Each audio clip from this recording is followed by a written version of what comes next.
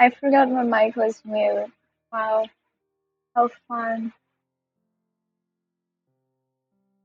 Bonus. So, welcome back to my stream, or welcome if you're new. Um, we just finished playing Doki Doki Literature Club yesterday. I am shaken with that game. I love it. Uh, I may just play at some other time as well. But today we're playing um, Lake of Voices, which is also a horror game, supposedly. So let's go. You'll need to make various decisions throughout Lake of Voices. There are a few details to keep. Voices are timed. Time running out isn't something to be avoid. In some cases, not getting involved can open new possibilities. Other choices aren't timed. These options only determine whether Ika has any special affection for another character or not. Huh. If you survive until the second night, the story will branch into one of five different plot lines based on your earlier decisions. The characters cannot manage all situations in various plot lines regardless of what you do. If a character isn't making it, try getting that plot with a different set of survivors or having the same group of characters mentioned through some other storyline. Okay.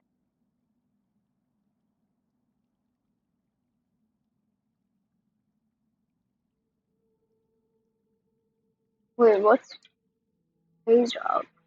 Okay. Here he opens full text. Beginning closer to someone, you can add and remove future choice options and change how some see out. Your decision to build that connection may not go unnoticed by other characters. Wait, what? Earning the full amount of affection what certain characters can require. Okay. My grip on my lantern tightens as the fog around us thickens. Well, of course, in this area are relatively safe compared to us. I can't help but feel my heart here. And on the end, the further we get, my free hand fingers the hilt of my sword, something akin to a nervous flex. Have you seen it before? Pressing it, the bell breaks the silence, either sensing my unease or assuaging his own. I hope it's the latter. I haven't. I've had no reason to go near this cursed lake until now. What of you?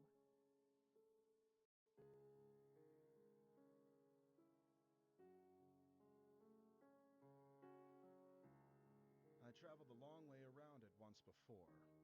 Not so pleasant. Something about it just frays your nerves. Although, even being near it is enough. So I'm not the only one who feels it. A sense of relief hits me. Not enough to undo the buzzing anxiety.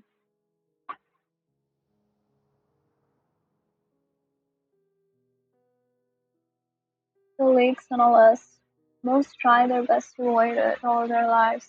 Hundreds who die attempting to cross it, unfortunately black water dragged to the Have bay. you ever signed this mission? Really? There are a few who have had first-hand experience with the place, even if from a distance, who feel they will keep being picked whenever they need someone to cross for however long these with us. I don't understand.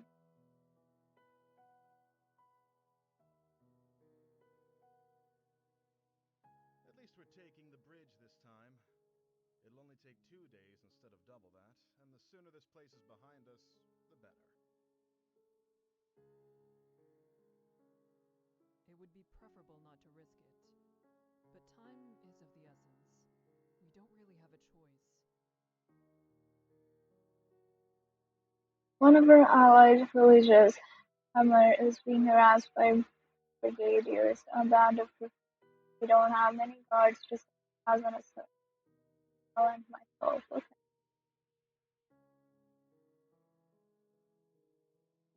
The least we can do is oops. These kind of squabbles happen often but have to be put down, lest they turn into a blood grudge or all-out war. The last we heard, neither option was that far I off. also see Okay. why they chose you to come out here. I can't. I really can't. I glance at the mill and eyebrow raised. A slight smile plays across his lips. This is Earth's like so calm, his look at the romance stars. novels. Nothing can get to you. You're the best choice they had.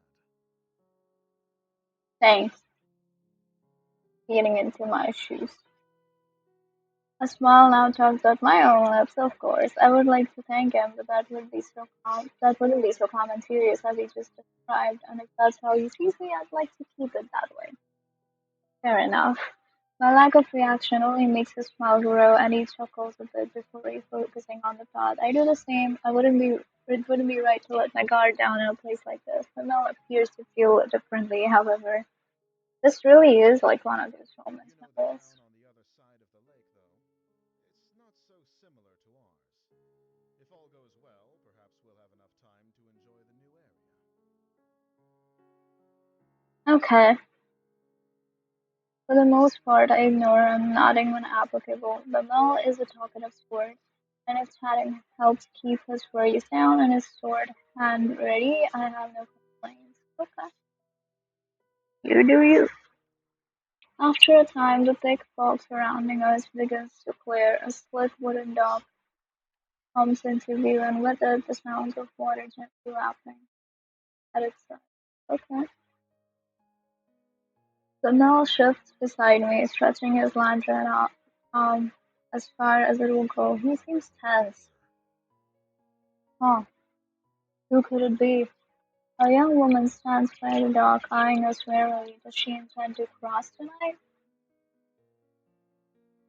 Evidently, she has the same question. As we set up next to her, it's clear she isn't simply passing by. She's waiting. The stranger nods curtly to us. Keep it Margaret, steadfast. speak up is steadfast, okay? Hello? Emily, okay? There is a stuffy silence. Margaret turns to gaze out across the lake, expression unclear, but not much to say. The Mel and I do the same. From here, the black surface of the lake looks just alarmingly calm. Wind rushes across its surface, a sound like whispering. So perhaps it actually is whispering. I concentrate, trying to place the difference, searching for breaks and rhythm. After a few seconds, I feel foolish. It doesn't matter what the noise is, whether I hear them or not. We're not alone. The nixi are out there. What are nixi? A feeling that I can't quite shake tells me I've already noticed a little group of people on the shores. It feels hostile. Sea creatures? Lake. It's a lake. Lake monsters? Like Denali? My stomach's Stay saying. outside. Unless he's on the center island or on the complete other side, your guess is as Uh-huh. good as mine. It's dark as pitch out there.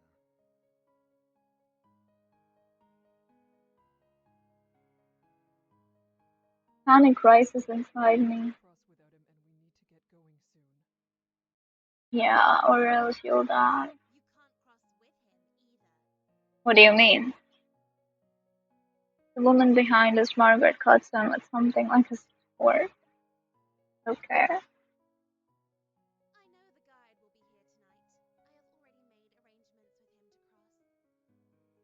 What do you mean by that?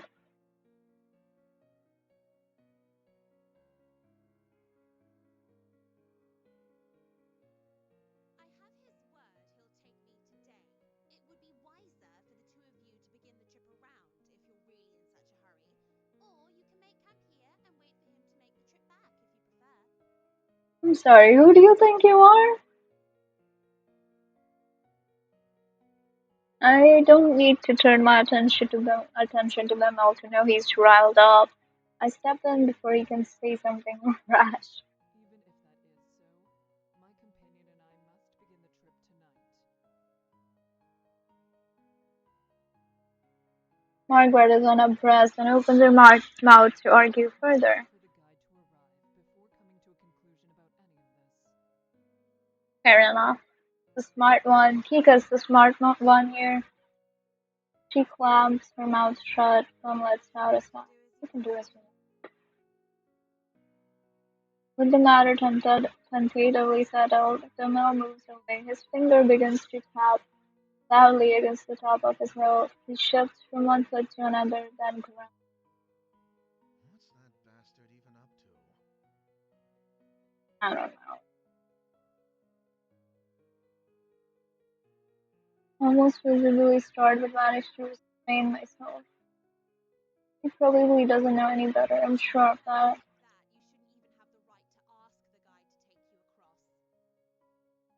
And you should. How ludicrous.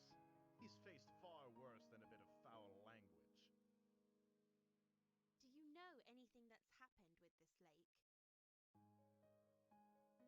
Well, what do you know?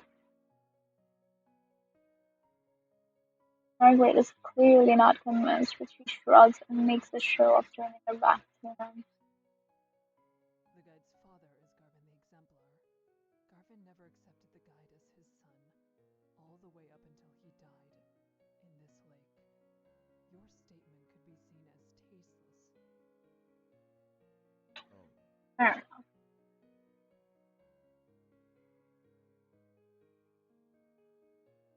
my apologies to the guide.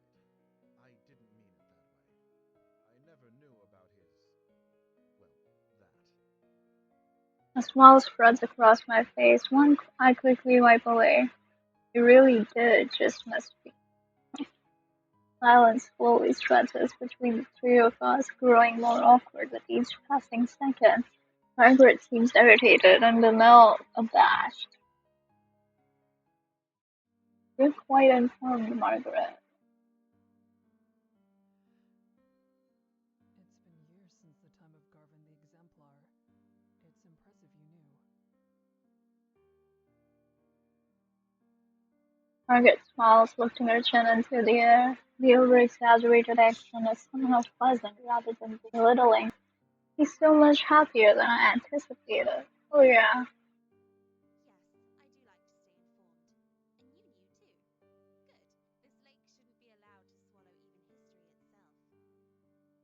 I assume so. My town, the one where I was born at least, was also Garvin's hometown. I was very young when he passed. The entire village went into mourning. People broke down crying in the streets. I'll never forget it. He meant much to everyone who knew him.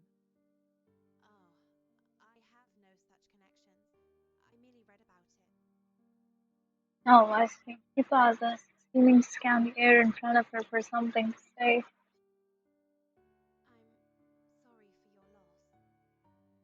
It's all right. Thank you. Hmm. My town may have taken pride in Garvin, the exemplar, and what he achieved, but we weren't the ones who lost food. That would be his family. We each remain locked inside our own thoughts, not another word passing between us.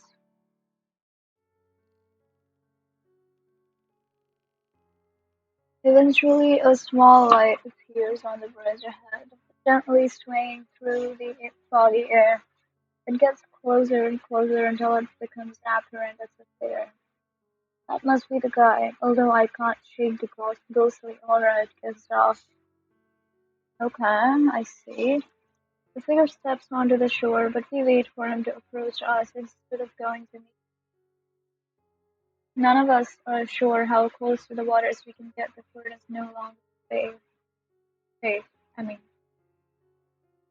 He stops in front of us and simply stares. Are you the guide of Sinlos? The man nods. He has a sharp face and weary eyes. Well, that's grand. We would like an escort across the lake. The mill motions to the two of us. Margaret approaches, a strange smile on her face. Hello, it's good to see you again. I'm ready to cross, as we've agreed upon. Hmm. The guide turns to face her as well, face remaining unchanged. It must not be a lie. He would have had to say something otherwise. She really does have a privilege to travel with him. That's a problem. Is there a way we can all begin the trip tonight? Yes, I will allow all three of you to go. But with that many, at least one will die before we reach the other side. Are you kidding me? Then why did you accept everyone? You're so stupid. I furrow my brow. It's disturbing, one offer a little motion of hush. What we're supposed to do. Go around. What does that mean? If you want to live. We What don't does need around to do mean? that. There are people counting on us for protection. Why does she need to go? His finger jerks at Margaret, whose face contours with anger. I don't need to explain myself to you. My journey has already been put off once, and I was promised I could go today. I will be going under any circumstances. Okay. He starts and she cuts him. An extra day or two shouldn't be that much of a problem for you. Whoever you're meeting can surely wait such a tiny amount longer. Patience is a virtue, after all. Well, that same could go for you. So long. And if we're still on the bridges when the sun comes up, we'll all die as they sink back below the surface. If you don't decide soon, no one will be going. Well, it's your fault for being so late. The guy is dispassionate, stoic. I would almost feel something wrong with him if I didn't share the trait myself. Ramel pulls me to the side, jaw clenched tight. Woman isn't armed. So?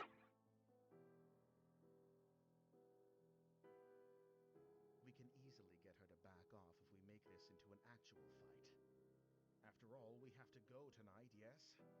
If one of us really is to die, it'll be her. Would staying be a worse fate than her death?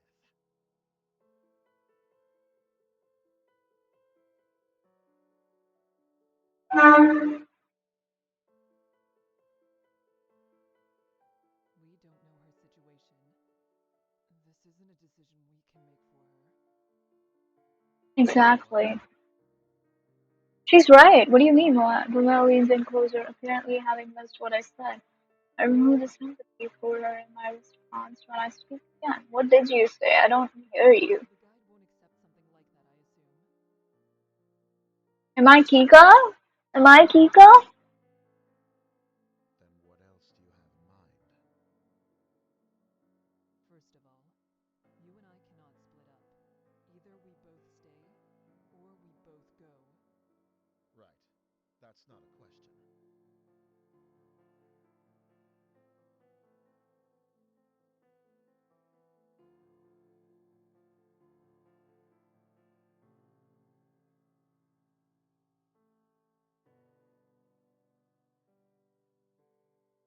If we go, he might not be able to give the group the attention we deserve.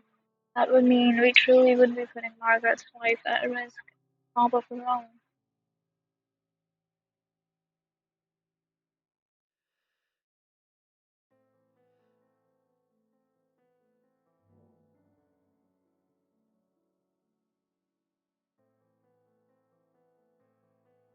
You will stay. What? You would have already decided to come if you had the proper mindset for a journey such as this. You two will stay. But you don't understand. My eyes cold, my words die in my throat. If he decides we aren't fit to cross, how could we persuade him otherwise? This is bullshit! We are more than equipped to make this journey, and we know more of what it means to be in danger than most will know in all their life. You Sorry, can't but no. and stay.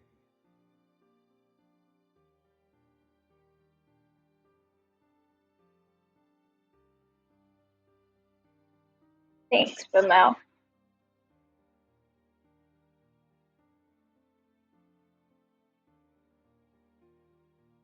The guide turns around and heads on to the bridge.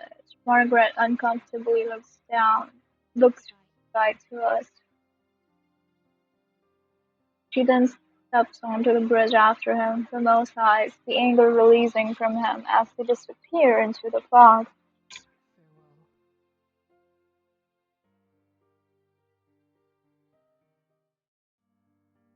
We reach Hammer safely, though it took much longer than we would have liked. Much of the village had been damaged or even destroyed. It was my fault for taking so long. I did all I could to aid them in defending their town and repairing what could be salvaged.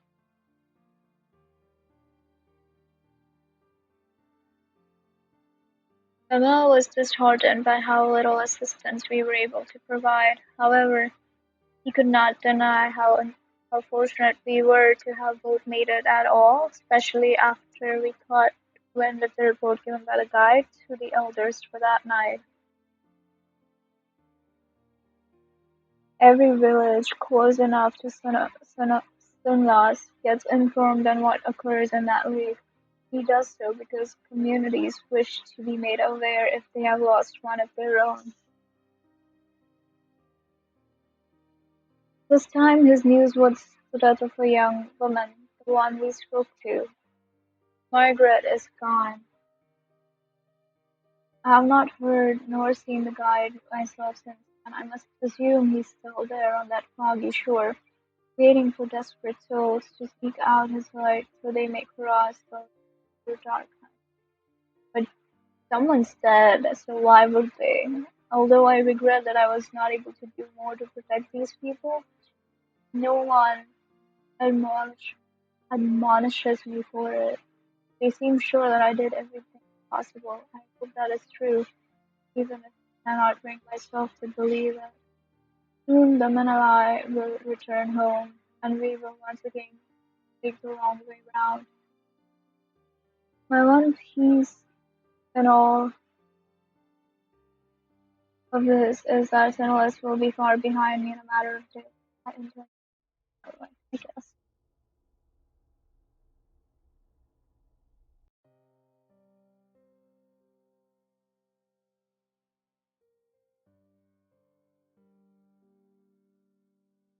Or what?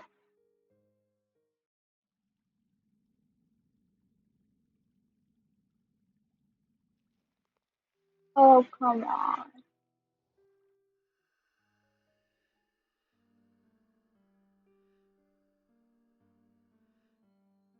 I know you. You are brash but not intentionally cruel.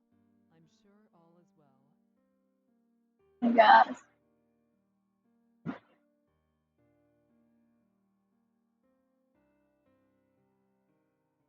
You're a good woman, Kika. Smart, too. You've never been here, yet you knew more of the guy than I did. I know about Garvin, truthfully. Tales of his deeds were some of the only stories my parents ever told.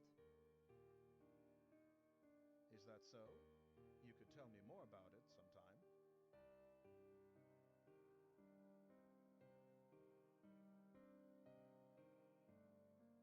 I I'd like that guess. very much.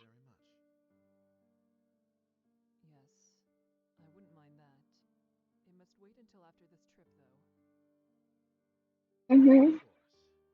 We should drop this topic sooner rather than later, in any case. Thanks, I guess. I agree. Even if there's no harm meant, hearing someone mention Garvin is prohibitively difficult for the guide, no matter what the circumstance.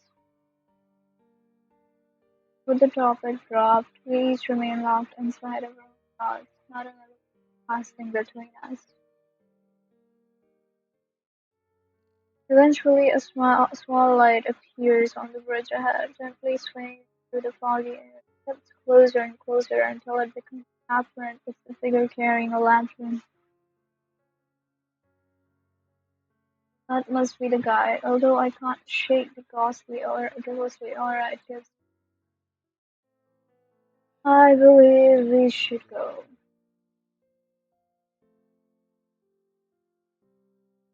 My steadfastness seems almost weak in comparison to this. We shouldn't waste more time. Let's shove off. The guide slowly turns around without even a nod to show his agreement. Margaret stares at the mountain, resolve in her gaze, and she follows after the guide.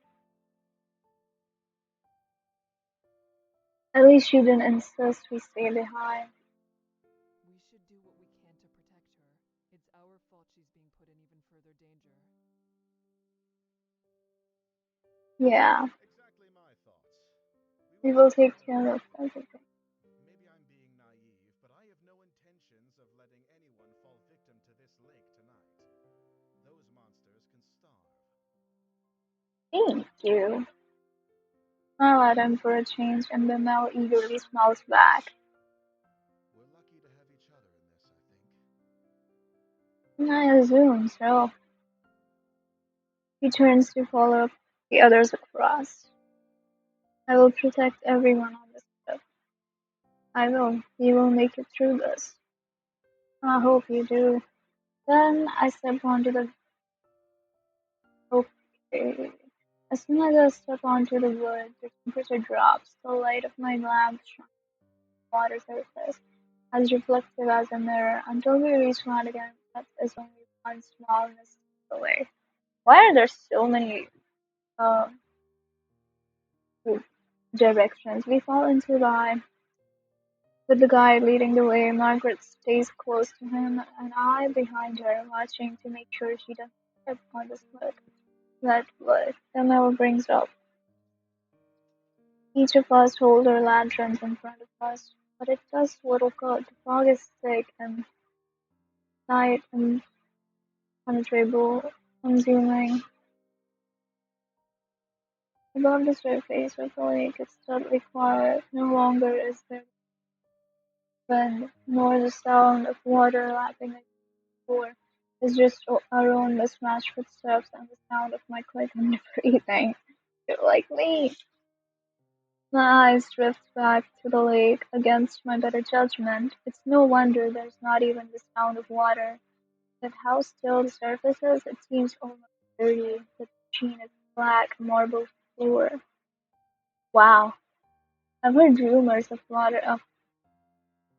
the water of Sinless is heavier, more difficult to disturb than natural water. That's just the weight of its oppressive cling is enough to keep someone down, even without them. Something even darker than the abyss of the lake, because just below the surface, or at least I think it does. I turn my gaze to Margaret's back. It's better to stay focused. Yeah, Fall back a bit. You're following me too closely. the guide is looking over his shoulder, addressing Margaret. I'm sorry. If someone gets pulled into the lake, they'll instinctively reach for anything to hold on to. Do not let that be you. Margaret's shoulder rise, and she nods with great seriousness. I understand. I understand. Thank you for the advice.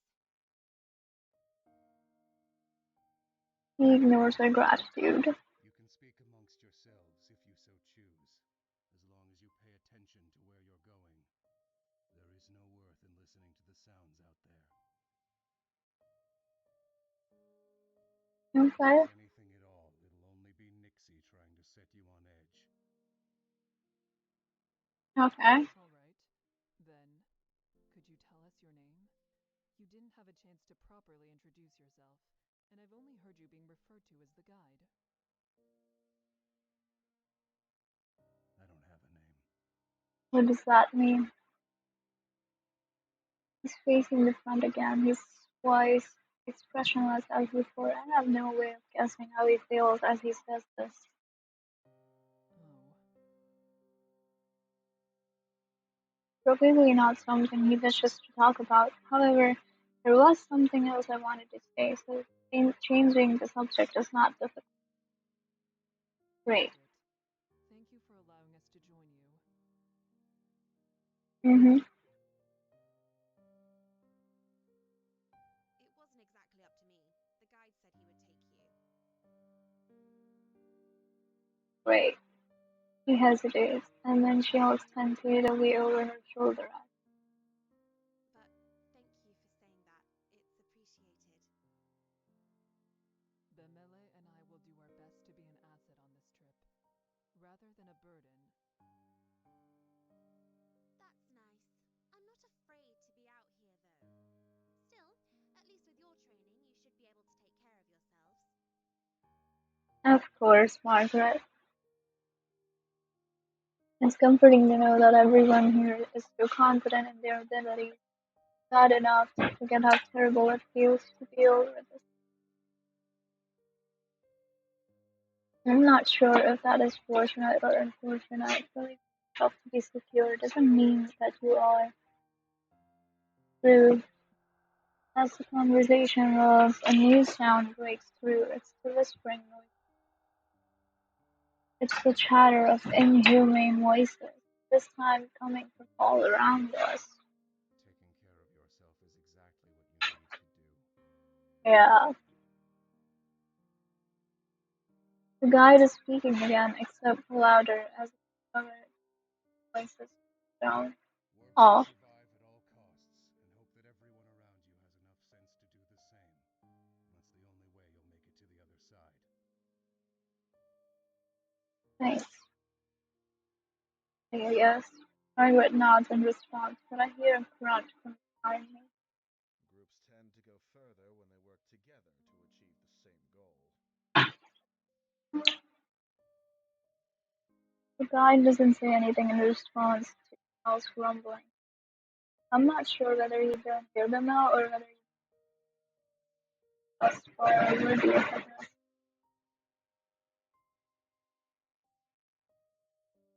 I have a feeling the latter. We go around a large bend of the bridge. Part of it off to the way. I wonder how the guide knows one of these potentially identical parts is correct and I catches my attention. I believe I saw something over there. Keep walking. No need to worry. Okay.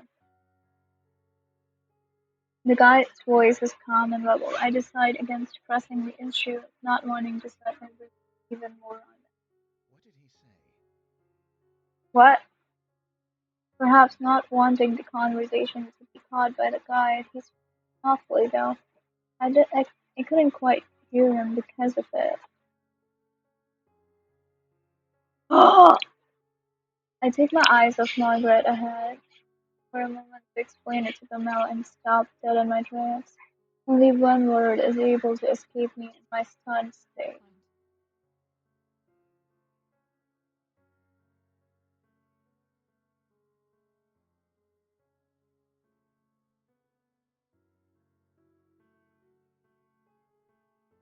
Find. Shit.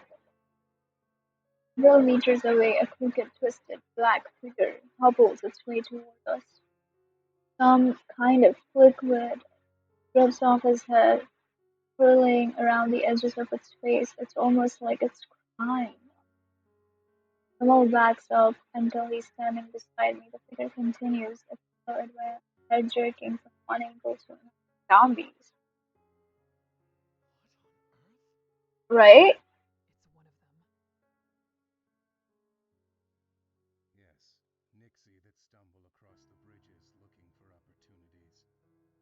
Oh, thank God you waited.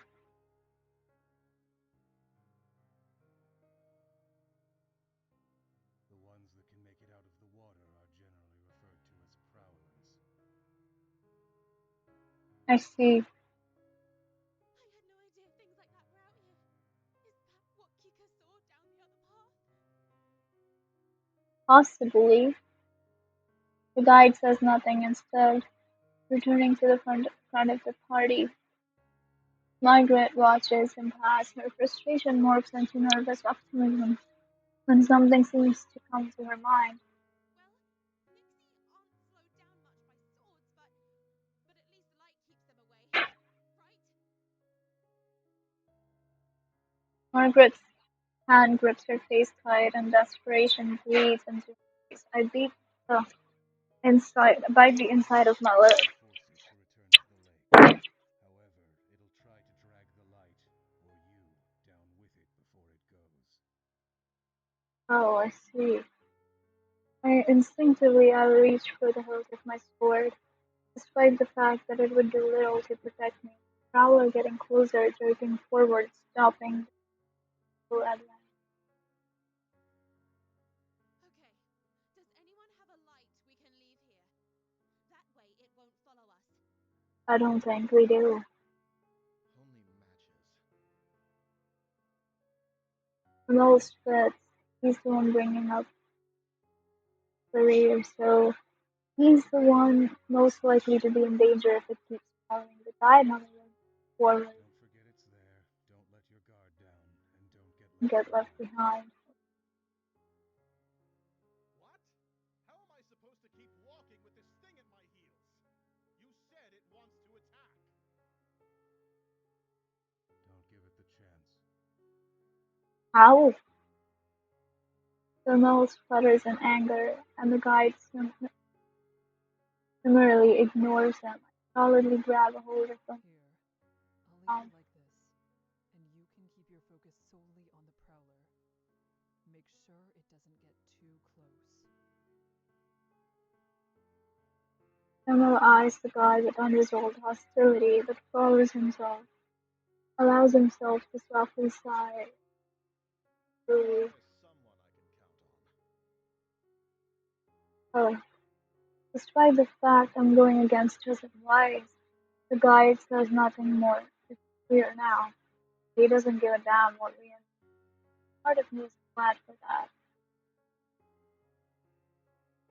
I want to help everyone make it through, and it would be worse to have to persuade the guide every time. on.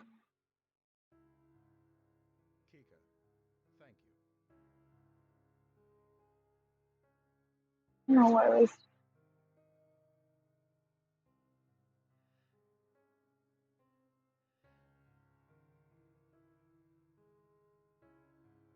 This is serious. I'm sorry, Mel. He moves his free arm down. I fully link his arm with mine, and now properly settled, look forward. Margaret is following the guide with some turning back every so often on us. I leave my lantern up. Margaret returns her head to the front and quickens her pace with a tug on the bell. We start to follow them. The four of us continue cautiously over the bridges. Only this time the wet, squishing footsteps of the prowler join the sound of our own. In spite of myself, I grip the mole tighter. The prowler walks without a set of patterns, sometimes fast, sometimes slow. It takes long steps, then short ones. At times it stops walking entirely.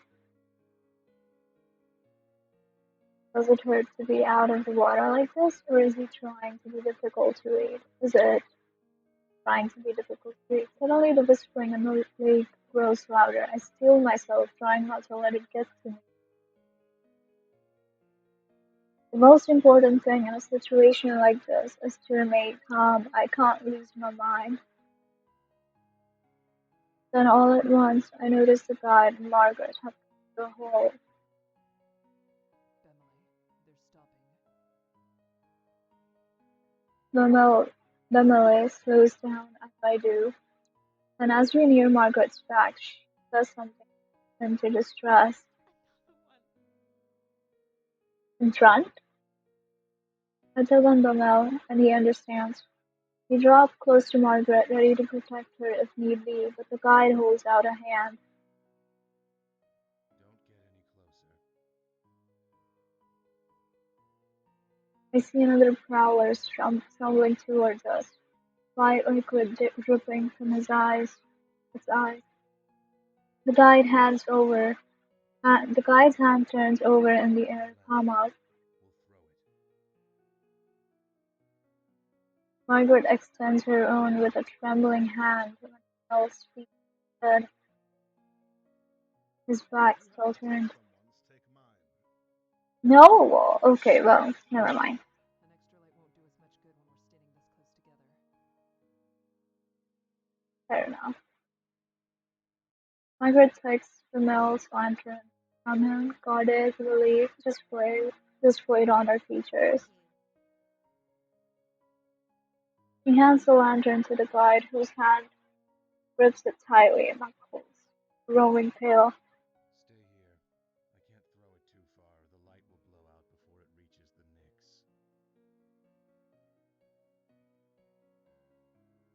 He steps closer to the monster, his movements light and confident.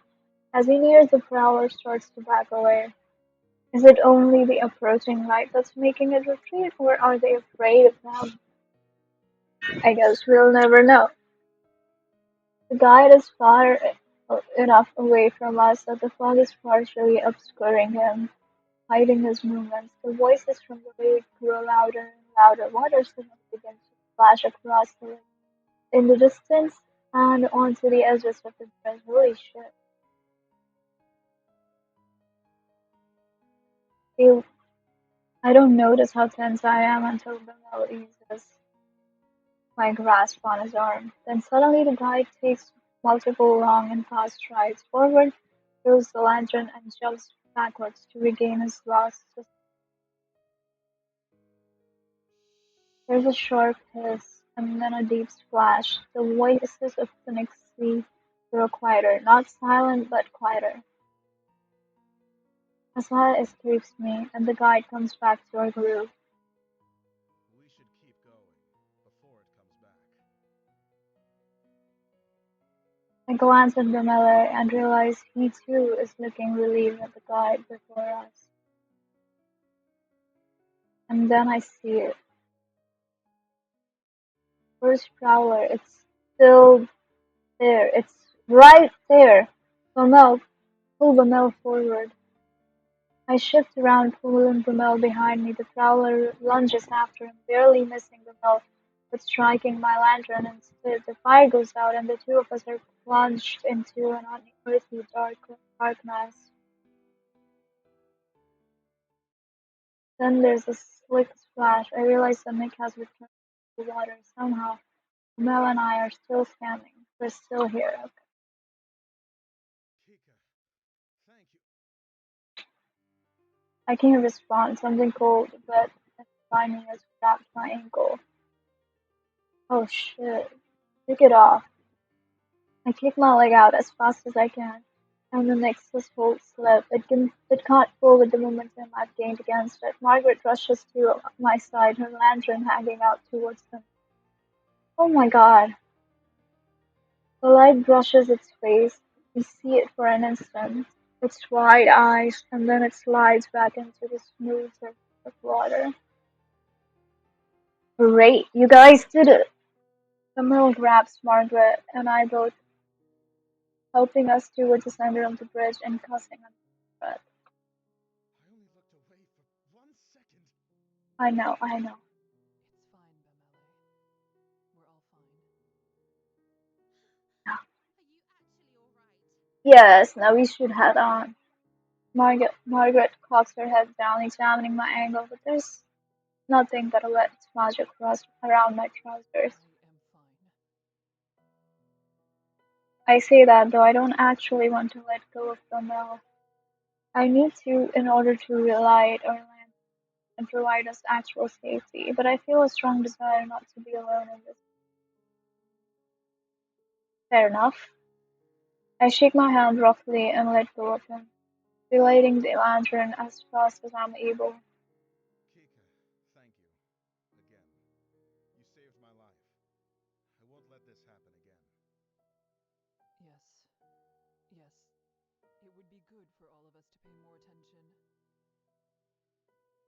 Margaret nods solemnly. Suddenly it seems like we're all on the same side. It isn't only Bamel and I. She is with us in more than simple presence. Isn't that amazing? The guy's voice, as cold as that monster's grasp, ends my train of thought. We lost the lantern I threw. The Nix grabbed it after the light went out. Shit. Margaret makes a noise. I glance over, wondering whether she's upset.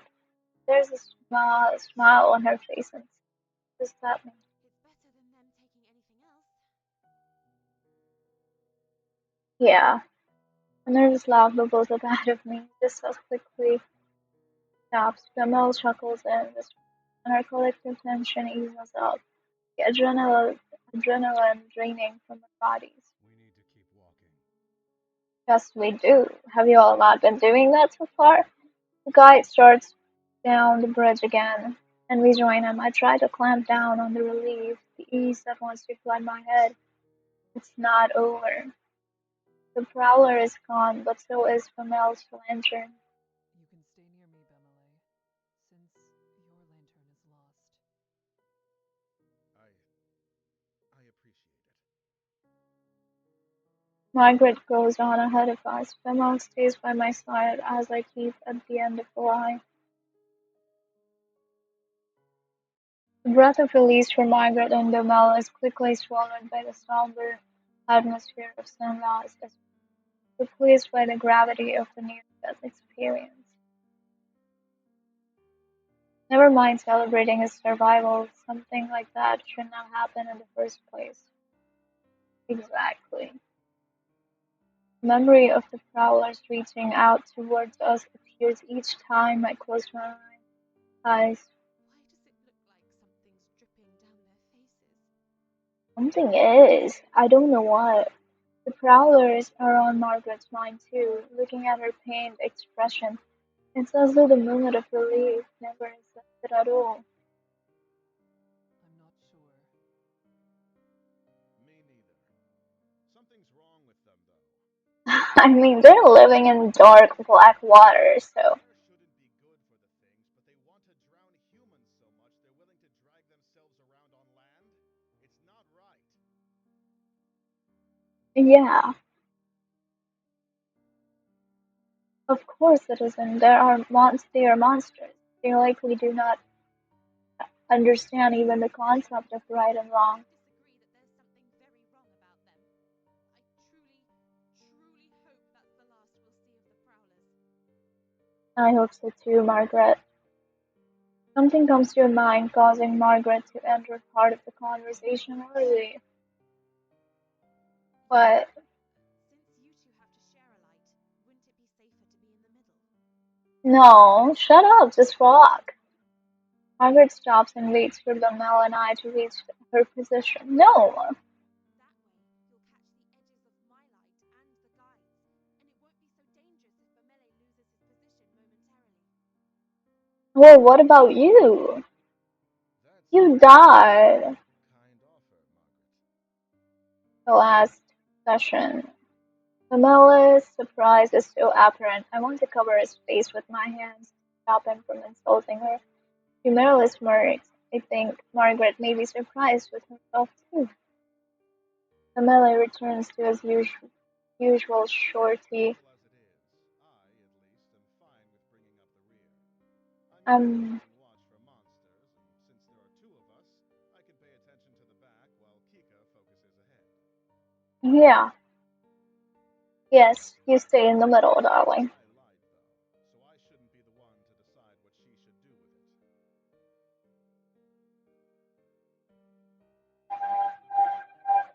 Margaret and Camille turn to look at me in unison. Seems like that's my decision. You know what, they're wrong. As for me, my goal is to protect everyone. I can't very well decide when Margaret calling me. Exactly. But being stuck in the middle of the group could also be dangerous depending on what circumstances we cross. Getting triggered by the enemy almost that. But no matter how experienced, fair, yeah. I just don't know what to expect from this bridge, and that makes things so much more difficult. The current format has worked so Did far. you find? Yes, unfortunately, I'm sorry. Yes, I think we'll be good here. But really, thank you. That was a very kind offer. Well, alright. Margaret respects her decision and trots ahead a bit to catch back up with the guide, who has paid no mind the entire affair. So, I don't want to sound like a child, but how much longer until we arrive at the halfway point? I don't know, sir. Margaret chuckles, reflecting the amusement I don't want to We vocalize. still have some ways to go. Oh, come on. Like, Damn. what percent? I suppress my laughter yet again at his pouting response. The gloom we've been under dissipates slightly, like light flickering through the The fog. final trial tends to be the most difficult. I believe we can Okay, only react better from this point on. I hope so, Margaret. I like the way you think. Ooh, enthusiastic, are we? Then a gleam enters Pamela's eyes. There's a round of applause. Her quick reflexes are owed the utmost appreciation. Oh, he leans softly into my shoulder, trying to get me to. What? It was indeed a sight. You're quite capable. Bemele was also a sight, but for very different reasons. The way he opened his mouth all agape was a laugh in itself. Pamela shakes a fist at Margaret in mock anger and shoots me an affectionate look. You should know, she and I are usually on equal footing. Oh, The only reason you had footing at all is because she pulled you back. oh, thank you, Margaret. Pamela laughs self-consciously, scratching his head. It's very true. You can always count on Kika. Ah, nice. I keep my eyes steadily ahead, unsure of how I should respond. I'm pleased, almost grateful to hear what they think of me, but I don't know what I could say that wouldn't seem pathetic. Ah, Kika. Instead, I contribute the best way I can. I keep my focus on the path ahead of us. Focused, okay. Without a response from me, the conversation quickly dies out. Still, it eases my heart to be on such terms with my companion. After some time, I noticed Margaret isn't keeping up with the guide as much as she was before. Huh? I realize it's because the guide has increased and begins to join in an effort to keep up with him, and then despite this, the guide keeps getting further. We go faster and faster, and then suddenly we're full on jumping slick wooden boards. Figures in the dark fog passed by us at a blur, and the bridge appeared.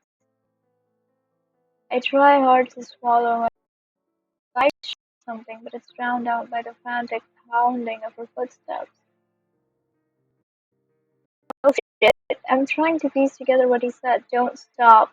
When he takes a massive stride down the helm and the squeak to the new direction with no loss of speed. Oh, pause. Okay.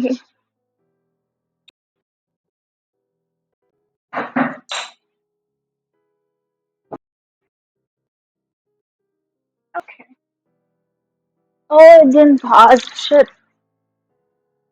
Then I come upon the fort. Turn. I take a hard turn following the guide and leaving Margaret at the rear. Why?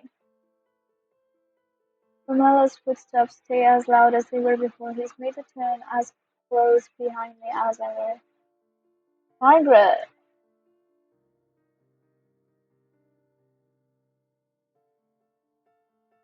Oh no!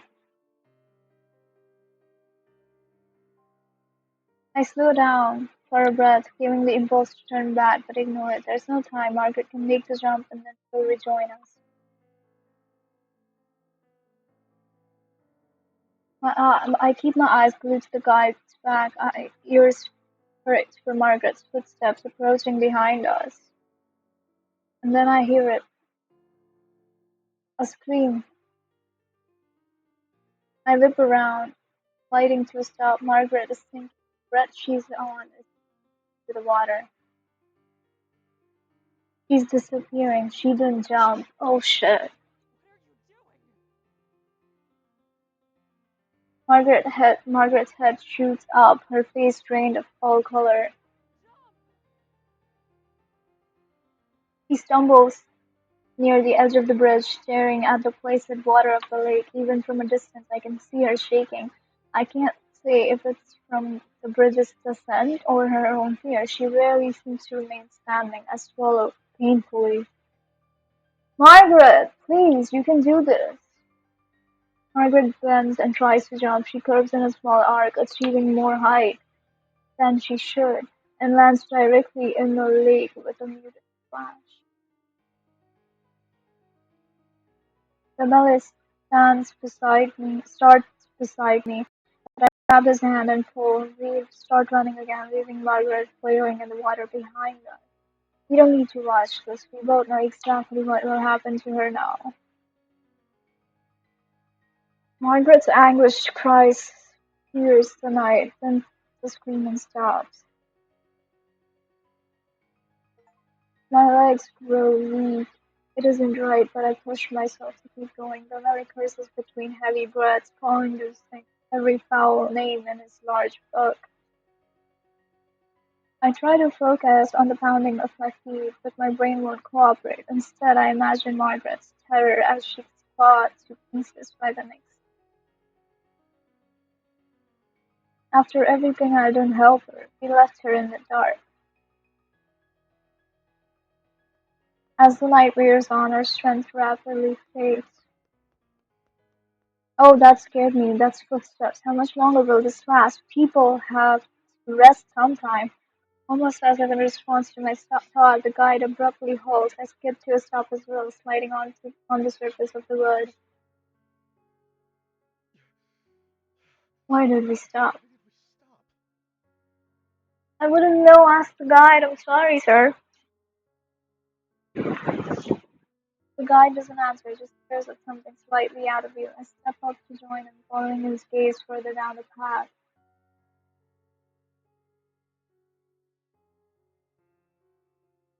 Hello? There, curled in a little ball, illuminated by the lantern's light, cowers a person. His hand grips his head, and he rocks from side to side, mumbling incoherently. There, curled. Um, Sorry. I'm sorry. I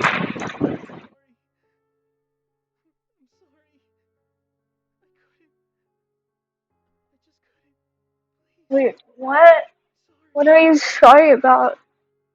I'm struck with an area of questions. What is going on? Why would he wander out onto this bridges on his own?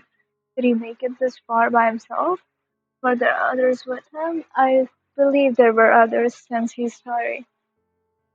If that's somehow the case, I can't blame him for the state of shock he's in. The man stops mumbling. He glances above him, seemingly only just now having the strength to lift his head. His expression, the deepest sadness, along with the clear markings of terror, are scrawled across his face. I stare at him in shock, not sure what to do. Of course. Leave him. What do you mean, leave him? I snap my eyes away from the man, instead to the guide's cold, implacable face. No! We can't just leave him here. Without light, it's certain he'll die. He won't make it regardless. What does that mean? The guide turns to look at us, his eyes seeming to glow from the closeness of his lantern. For the first time, I feel uncomfortable in his presence. Whoever shelters him will only risk dragging themselves down with him. Leave him.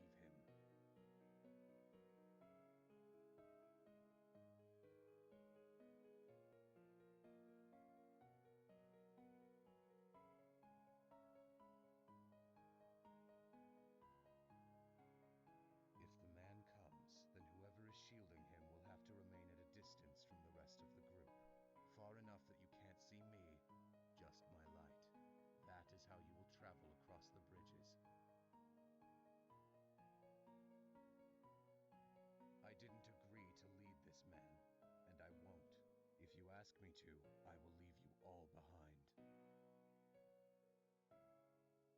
Adrenaline surges through my veins and I tense up. It's a painful reminder that the guide isn't here to save our lives, but merely show us the way. We're on our own.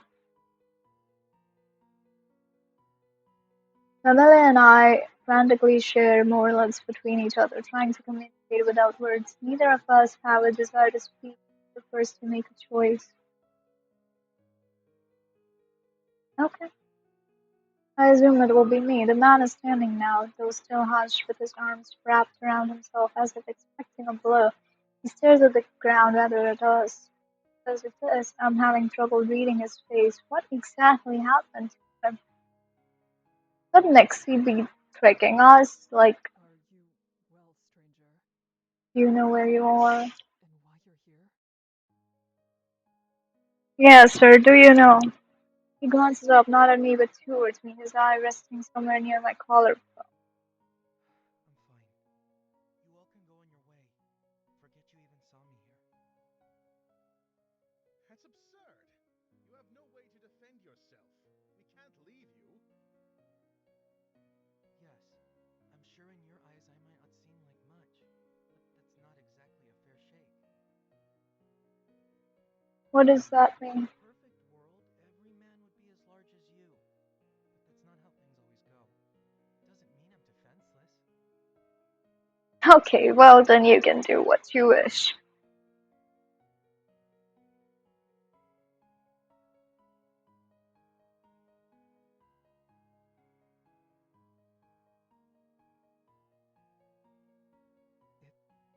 It was a joke. He smiles hesitantly, making eye contact with each of us for the first time. What part of it was supposed to be the joke? Do you even realize what is happening in this moment? No, Bamela, let's just go. Never mind. Forget that too. Point is, I'm alright. You have found yourself out alone and unlit on Sinlos. Exactly! Something must be wrong with you. Let's just go. Oh no. Sounds like you've been talking with my father.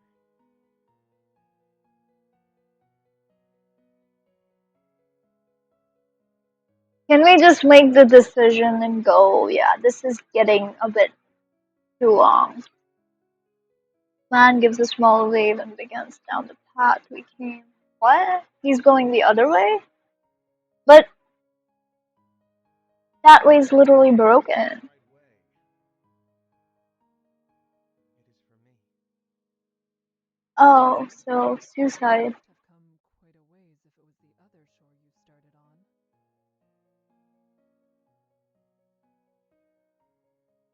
Oh, That's not so bad. unsure of what could be said. I still think he But should there's stay. no way he could go over there. The bridge is broken. He himself said he won't be able to manage on his own. Sticking with us is his best option.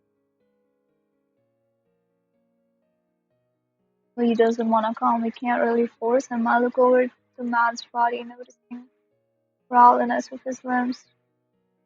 Brawny, but not necessarily lacking muscle. The bravado he was showing as he tried to leave us has faded yet again, and he's standing quietly looking at us as if watching a play. Interest, but no true connection to the events. We're strangers, It's easy practically, just so. to say such things, but whose light are you offering? It's not mine, and you are putting her in even more danger with your own presence already.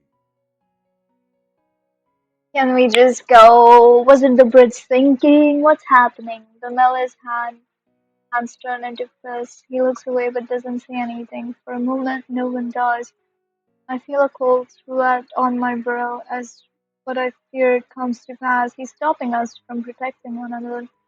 Why must he get involved now? Why can he not leave us to make our own decisions? Don't worry about me. Why are you still here? The man's voice is full of something I cannot place, and he starts to shuffle back down the way we came, arms still clenched around himself. I am obsessed with him. I feel like he's a next. I know the guy wants to act as though there is no option. However, I must sort of put Bamela and myself at significantly more risk, but at least this man will stand a chance. Put a hand out.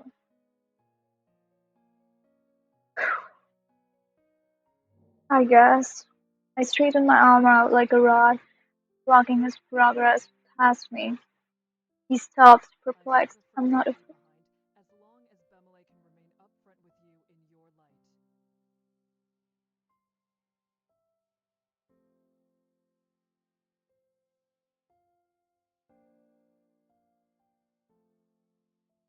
One can always count on you, Kika.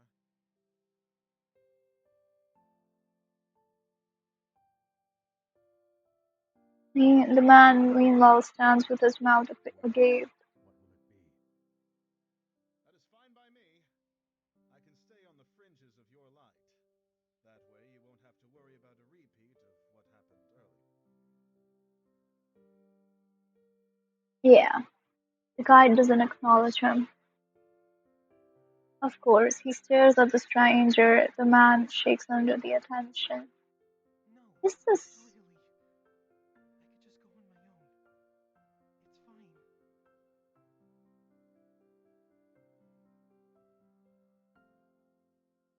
It's fine. You do not need to go this alone. I will protect you.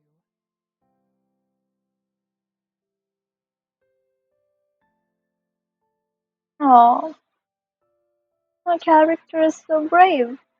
There need be no more blood spilled tonight. Slowly, the fear melts off his face, replaced with something like resignation, and he drops his gaze to the floor. Okay. All right. I grasp his shoulder and turn to the rest of the group. You should get a head start, correct? You'll have to put some distance between us.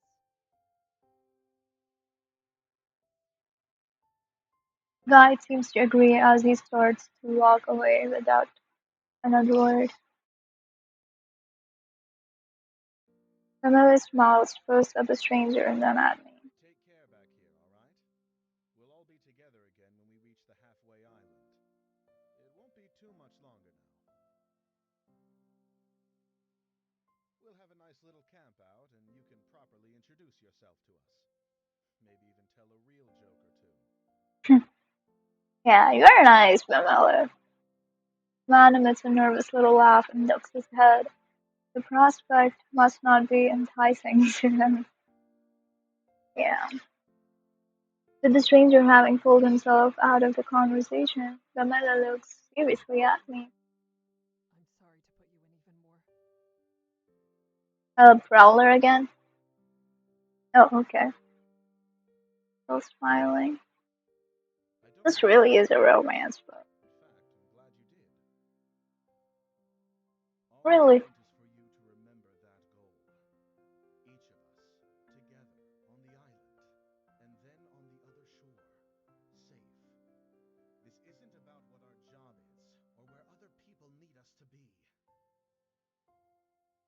An odd in response, Camille opens his mouth and closes it. He swallows hard. You two. I'm surprised to hear his voice wavering slightly. He swallows again, then continues. You two should look out for each other.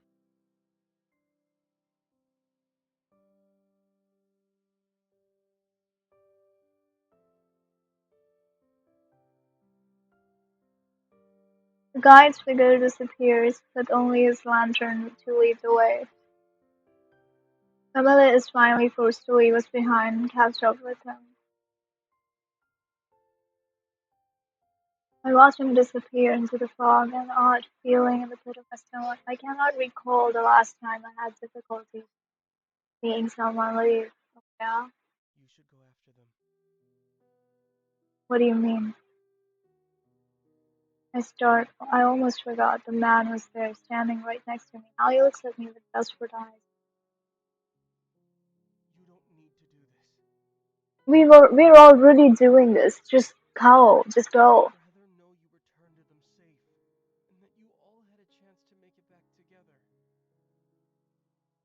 Just go, please don't argue. Having to go on without you.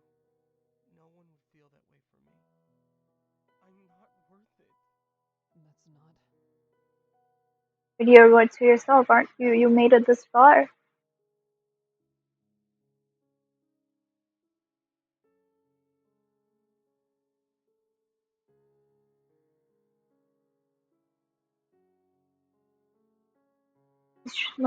He smirks at my numbing reply. I'm caught off guard by the change, but only that. It seems he's in his It's element. true.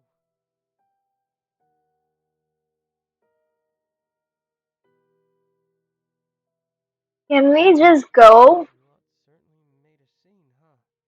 That's nice. Being loved and all. He clarifies after I must have given an undesired reaction to the statement. I am so disconnected with myself. I am unsure if surprise appeared on my face or if it was a lack of emotion that came off. I don't know exactly what kind of love it is you share, but there has to be a bond in that group of yours. Can you just go? Like, this is getting too much. What is going on? He laughs and then speaks Guess I'll just go. quietly. I can still try for the other shore. Go. You cannot. The bridge is literally collapsed.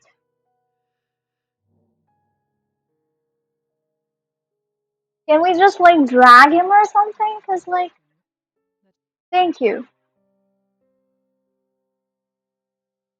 We move in silence. Okay, great. Glad we move. Somehow his odd behavior is comforting rather than just consuming. Perhaps it's because he's more nervous about all this than I am. It's putting me up so more capable. What if he's a nixi? I should allow myself to get comfortable. However, we are in a more dangerous position than ever. Whispering from the lake, so faint after the nurse's close call. Now surges forth. It grows nigh unbearable. The creatures steaming below the surface. I dare not speculate on what has have they decided. a name? The man chuckles dryly.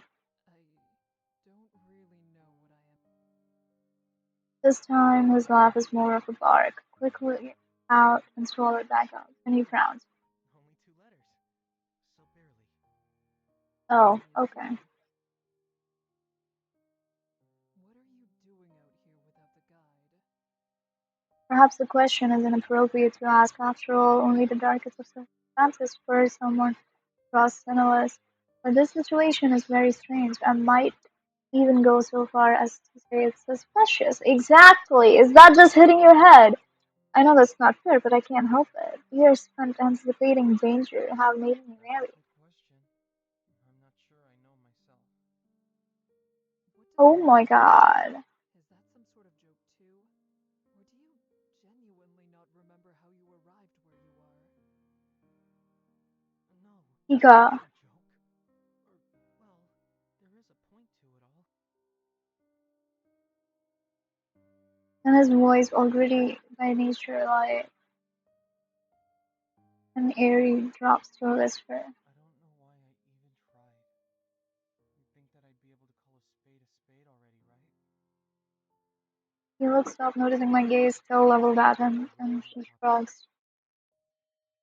As what has become the norm, I don't fully understand what he means, but I can at least guess that he's not very happy with himself at present. And like it or not, he won't be sharing his real reasons What at about his room. you? What brings you out on this little adventure? People on the other side. People who need my help. You have someone waiting on you? Then why are you risking yourself on me instead of worrying about what's going to happen to Because me? that's what they do, they help people. I feel my brows furrow from my speck of alarm. Is that really what he took from this? I survey his face with a flick of my eyes. But there is no mischievous gleam to his look now. We hold eye contact for a moment until he yet again stares down at the So, ground. I, Too important as well. Stare shoots back up at me, I eyes know wide. I'm going to be there for those counting on me. But you aren't nothing. I won't simply turn my back on you. I like this. He smiles sadly, the kind of smile only someone who has experienced great hardship has. A smile I'm all too familiar I probably have to disagree. Still, that's nice of you to say.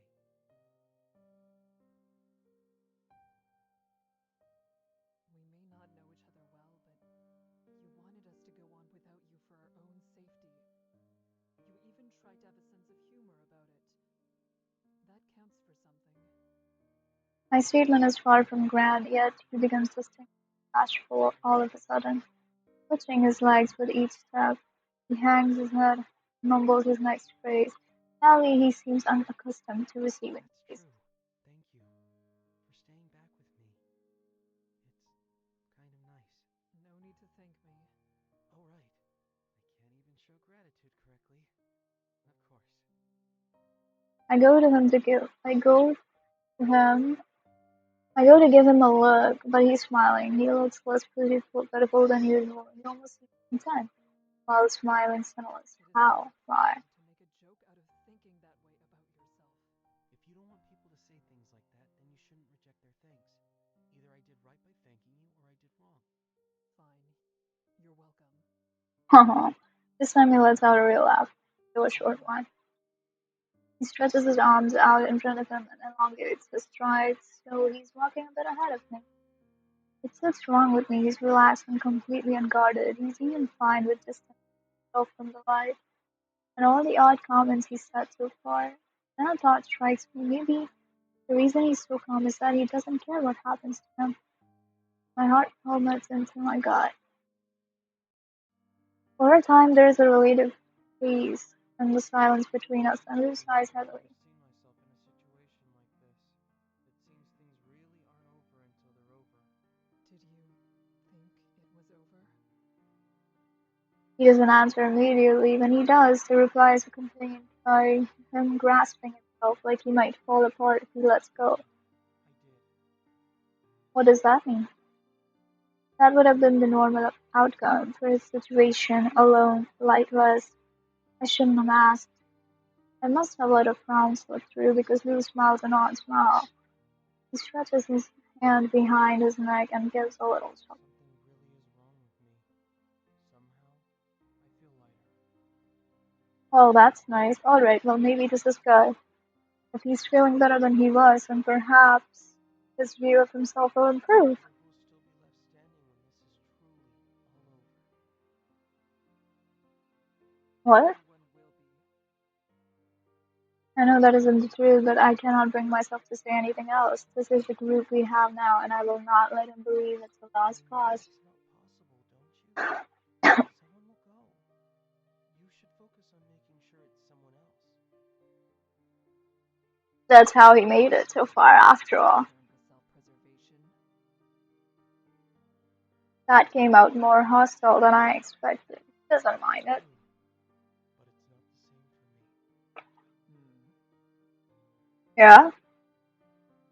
I still don't know how I'm supposed to interact with a person like him. Making conversation is already not the strength I possess.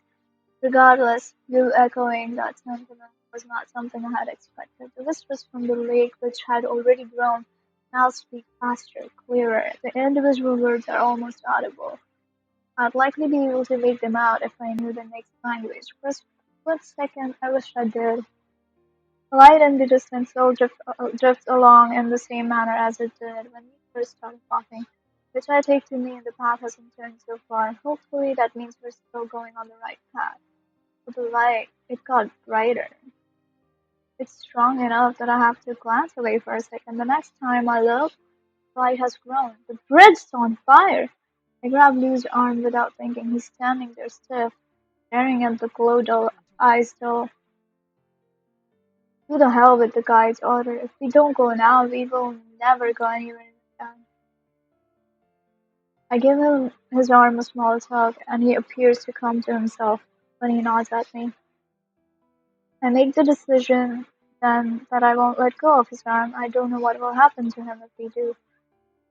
We take off, the heat growing with each step. The dankness of the bridge means the fire is spreading slowly, but it makes me question how it began in the first place. There is no end to how wrong this place is. It takes 20 paces before the air around us revolves, then starts folding into itself. The thick smoke pours over us, stinging like scorpions at my eyes. I cover my mouth with my free arms to keep breathing, and soon we're at the fire itself. The bridge lurches beneath us, as if beams supporting it aren't starting to give way to the thousands of flying sparks. He stumbles and pulls against me for support, but we keep our ground. I start pulling him through the blaze. We don't have time to gather our bearings. Who knows how long we have until the bridge collapses or is devoured by flames. We continue weaving across the bridge, shielding ourselves from the heat. I can see a faint figure in the distance through the smoke as we draw closer. I realize it's Pamela coming our way. I press on to meet him, towing Lou alongside me. Pamela is absolutely notices us, and I can't help but match the look of relief on his face as I approach him. I take a moment to study my breathing after getting the most pressing question out of my mind. His solution to that was throwing an open flame at the damned monsters. He knew he'd be setting this entire place ablaze. It didn't matter. Did the guide leave you behind? Is he. I begin briskly at first, but as I speak, I can't help the worry leaking into my He's eyes. not the man you need to worry about out here. I chose to stay back. There was plenty of light to go around thanks to him. I balk at him. That's not a plan, Pamela. You need a lantern to make it. What if we didn't find each other? Do you realize how easily you could have gotten yourself killed?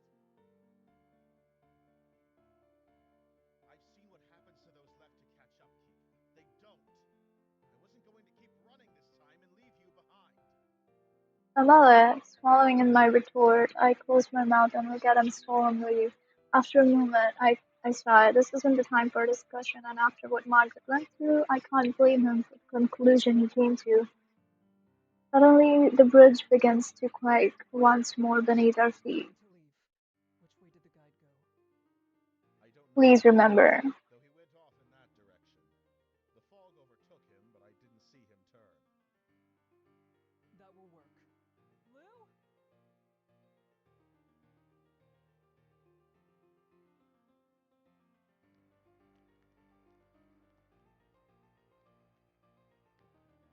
What are you doing?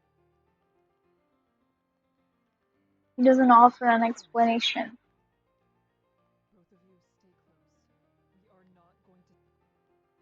We keep down the path, the flames still gradually dawning on the planks behind us. The guide doesn't turn up, nor do any signs of him.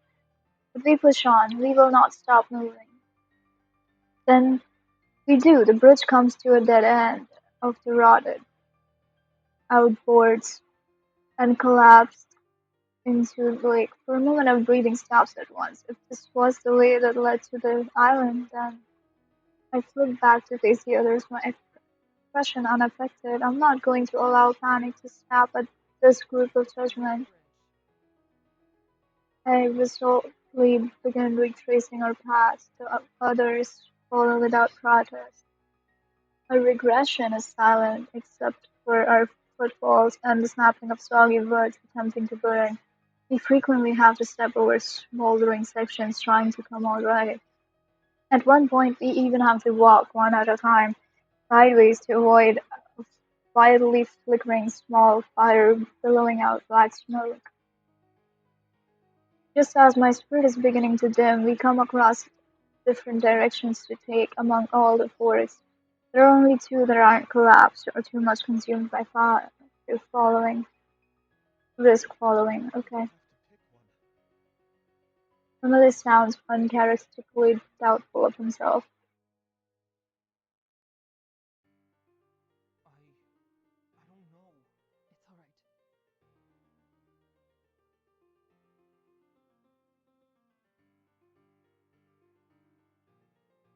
Anything at all, a cold sweat trickles at its way down my back. Before anyone tries to randomly choose, a noise catches my attention.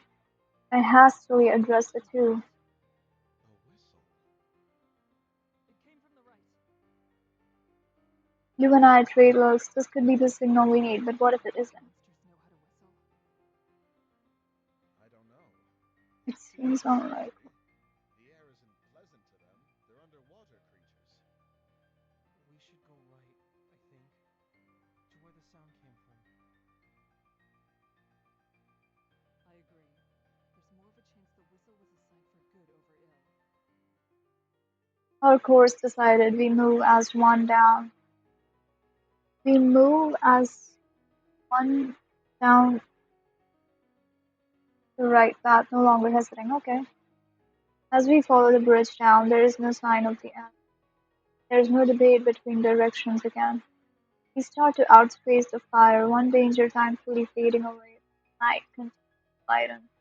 Regardless, I glance at the sky and realize what's happening. The sun is rising. The bridge will sink into the water as the darkness disappears and takes us with them. We'll be lost. It suddenly seems pointless. We don't even know whether we've gone the right way, and we still haven't caught up to the guide. We can't outswim the nixi, and we can't outrun the dawn.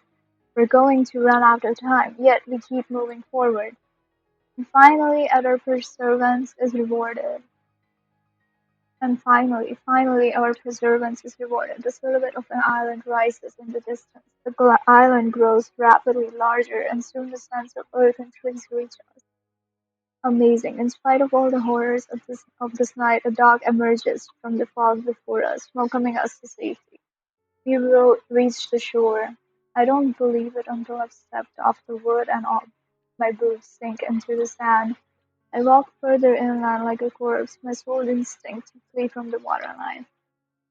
My hazy eyes single in on something ahead. The guide stands on an outcropping in the distance, watching like a sentinel. And, you know, he doesn't even come to greet us. I stare at him for a moment, not even able to feel alarmed at my own lack of feelings about the situation. He uses his staff to gesture to the forest behind him before disappearing between the trees. I can only assume he must be asking me to follow. The guide takes us further inland, more towards the center. There's a view of the coastline from here, but we are also partially obscured by a few trees. It's time to sleep. Huh? No one has the energy to argue with him at this moment. I find a place as comfortable as one could ask for in a location like this, next to one of the trees, further out and lay down, trying to block out my thoughts. For once, exhaustion is my ally, and I slip off into sleep. Wow, that was intense. My eyes slowly blink open and readjust to the brightness, what little there is. The sun is obscured by a thick layer of fog, making it impossible to estimate the time of the day. I prop my elbows and push myself up. The ground is hard and rocky, but that isn't the reason I'm eager to get on my feet. I check my surroundings. The harsh, craggy earth of the island is interlaced with twisting vines and gnarled branches. Gnarl, I don't even know how to pronounce it. Beside me, Vanilla and Lou are still fast asleep. The guide, however, is nowhere to be seen. I realize that I don't recall seeing him around him with everyone. It's likely he left us hours ago. There is a creeping silence here. I can't help but shudder at the hollow, aching feeling inside of me. It refuses to relent. I shift my weight back and forth, unsure of what to do with myself. Memories of last night's harrowing journey filter through my mind. Camille wakes suddenly, rising with alarm and startling Lou awake as well. My mouth opens, then shuts. After a moment of fumbling, a word finally escapes. Hello? Camille gives me a gentle smile and makes its way over to me. Behind him, Lou remains on Morning. the ground. A pocket of quiet descends over us. Camille sighs. The atmosphere is weighing on him already. Eat something soon. I don't trust what is on this island, so I'll have to split my supplies with Lou.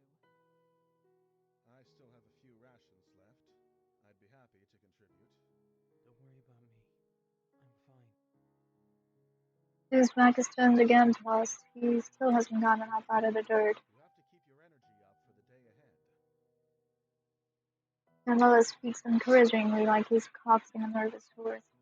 No thanks. Camilla Let's slip a small chuckle. Seems I've lost my role as the childish one around here. Yeah, I look at Bamila and smile weakly at him. However, he's now frowning hard. I understand. Who does not know what he speaks of? And the one who would isn't fair.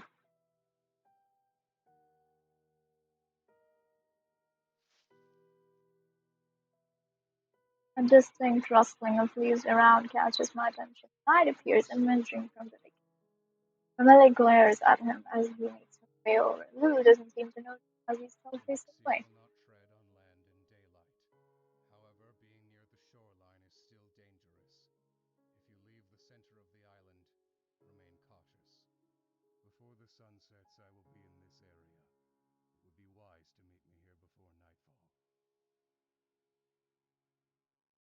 Why didn't you stay with us last night? Sharply turns towards Pamela as he snarls and confronts the guide. Just been there, none of this would have happened. She didn't have to die. The guide stands unflinching and completely unaffected. If all you're going to do is leave everyone to be lost, then why bother guiding us at all? Despite Pamela's severe words, the guide apparently considers his piece here finished. He turns towards the forested area from which he came. Miller calls out to the guide, reaching towards him. Before he can make contact, I quickly place a hand on his shoulder. He lowers his arm to his side, though I can still feel rot emanating from him. We stay this way until the guide disappears from me. Pamela begins to kick the ground, bringing tiny pieces of gravel back. You're angry, but regardless of our feelings, we need the guide. If he leaves us, we'll all die. And we've done so well with him. Kind of. I give him a cold glance. He won't even know which bridge to take without a guide. Emily knows that. This needs to stop. There are people counting on us to make it back. What and what of Lou? Can't afford to lose our way. The anger etched into his expression fades into sadness. You're right. I can't stay here right now. Lou meekly calls to me. I turn around to face him, though I don't speak. He's standing some distance away. He fidgets and glances over to the side before returning his gaze to my eyes. He gestures for me to come closer. I comply. No, you shouldn't. He begins to whisper at me, but he fumbles with his words, and I can't make out anything he says. I look at him inquisitively. Finally, he speaks up enough to be clear. What happened last night? He speaks quickly as he looks up at me, eyes filled with sorrow. He shifts his focus downward. You were off without me. Do you mean when I had to stay behind? Yes, you and your friend were almost completely abandoned. You got caught up in the fire, and it was a disaster. It's all right. Nothing happened in the end. Besides, it isn't your fault that things turned out this way. It was closer to being my fault than anyone else's. I wasn't Kind supposed. of. You should have just listened and hurried with them instead of, you know, The guide was right about me. I knew from the doing beginning all it that. would be like this too. I never should have stayed. Finishing his thought, he sniffles as he turns away. Suddenly, I feel a strong surge of emotion strip through me. Everything is falling apart, and I do not have the power to change.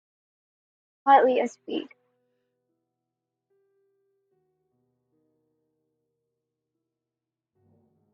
Lou continues walking away from me. I do catch him flinch at the statement. I assume that he heard me, though he decided it was best. Okay. I look away from him as he retreats, lingering only for only a moment, not following the trail the Mela took. It doesn't take him long to notice I'm there, and he slows his pace so I can easily catch up. We fall into step for a short while, neither of us speaking. Eventually, we come to a thick stand of trees. Wordlessly weave our way through the branches. Once we are hidden by the foliage, Pamela leans against a tree trunk head on glow. Negativity radiates off of him, but I do not know what to say. Fortunately, he breaks the silence. I know that dealing with these sorts of situations calmly is part of the job. I cannot tell myself everything is fine or that none of it matters. Sure, I can feel something without it being anger, but I've not figured that out either. Rather than speak, I try to listen as supportively as I can while the argue with himself. He sighs while pensively rubbing the bridge of his. Am I simply being foolish? Would it really have been so harmful to try and help someone else instead of focusing solely on oneself? It looks to me like we're telling ourselves these lines to avoid responsibility. I don't know. I don't know. It's possible you helping would have worked better. It's also possible it would have been worse. Emily stares across the empty waters of Frankly, Sinaloa. I've not forgotten that those people across this lake are depending upon us. Not for a moment. But would they want us to be so focused on them that we should turn a blind eye to others right in front of us? Even if they would, does that matter? We are more than weapons. We are people. Do we have to cast that aside? Turn away from our fellow humans just to achieve a so-called greater good? It is not as though this village is a haven of saints. They are only as worthwhile as we are and these people on the bridges with us, aren't they? I don't know. I can feel the weight of his words settle upon me. I have had similar thoughts and have questioned what the correct choice is, but unlike Gamaliel, I have always been silent. I clench my fist, fight to try and stop from saying something rash. Gamaliel closes his eyes tight and rubs his face again. It is clear this hasn't been enough to give him much peace. Eventually, his eyes reopen and look Was there anything directly wrong, into mine. Mika? Please, be honest with me. Suddenly my eyes are hot, my vision blurs slightly from the tears I am desperately trying to hold back. I really don't know. That is the truth.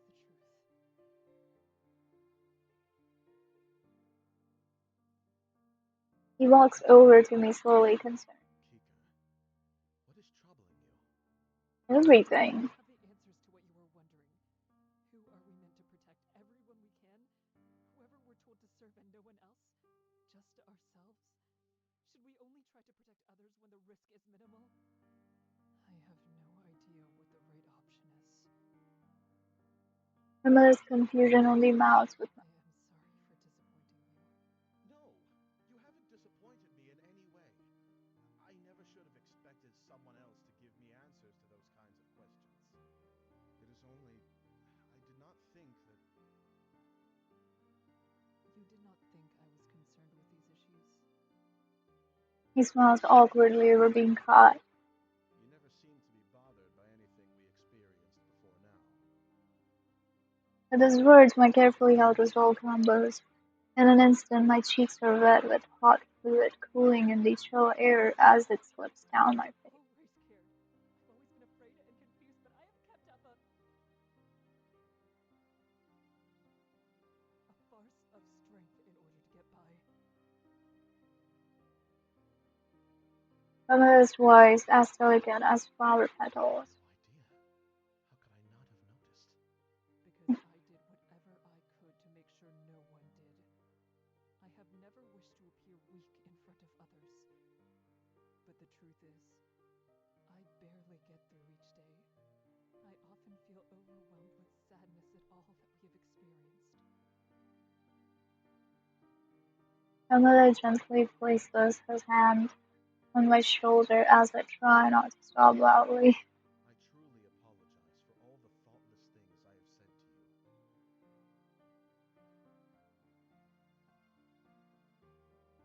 There is no need for you to apologize. I beg to differ. I have failed to treat you right. Yes, you have. Always been respectful. Mika. A person needs more than respect from their comrades. They also need support. I have never given you that kind of consideration because I believed someone like you did not need it. Hmm. The same could be said for me. Nonsense. You have listened to my rambling on more occasions than I can remember.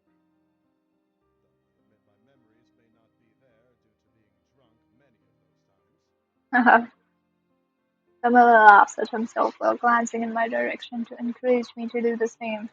His comforting words make me smile, and I feel my tears finally cease to fall. He grins wider when he has been this horrible journey. And you have mine.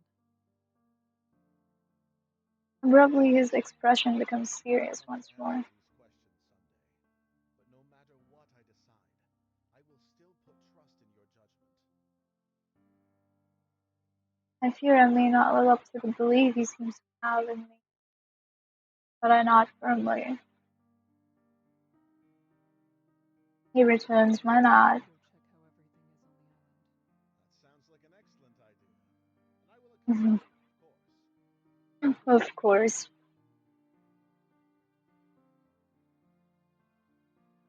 Together we walk back towards the interior of the island. Both our moves swift as we start side by side. Camilla and I head through the wooded part of the island. There isn't anything that could be called a path, but we manage to pick our way through the bush quite well.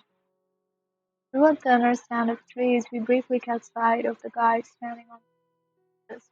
He seems fine, but even though I'm sure he turned his head toward me, he makes no show of acknowledging us. Continuing on, Camilla and I cross the island in search of food.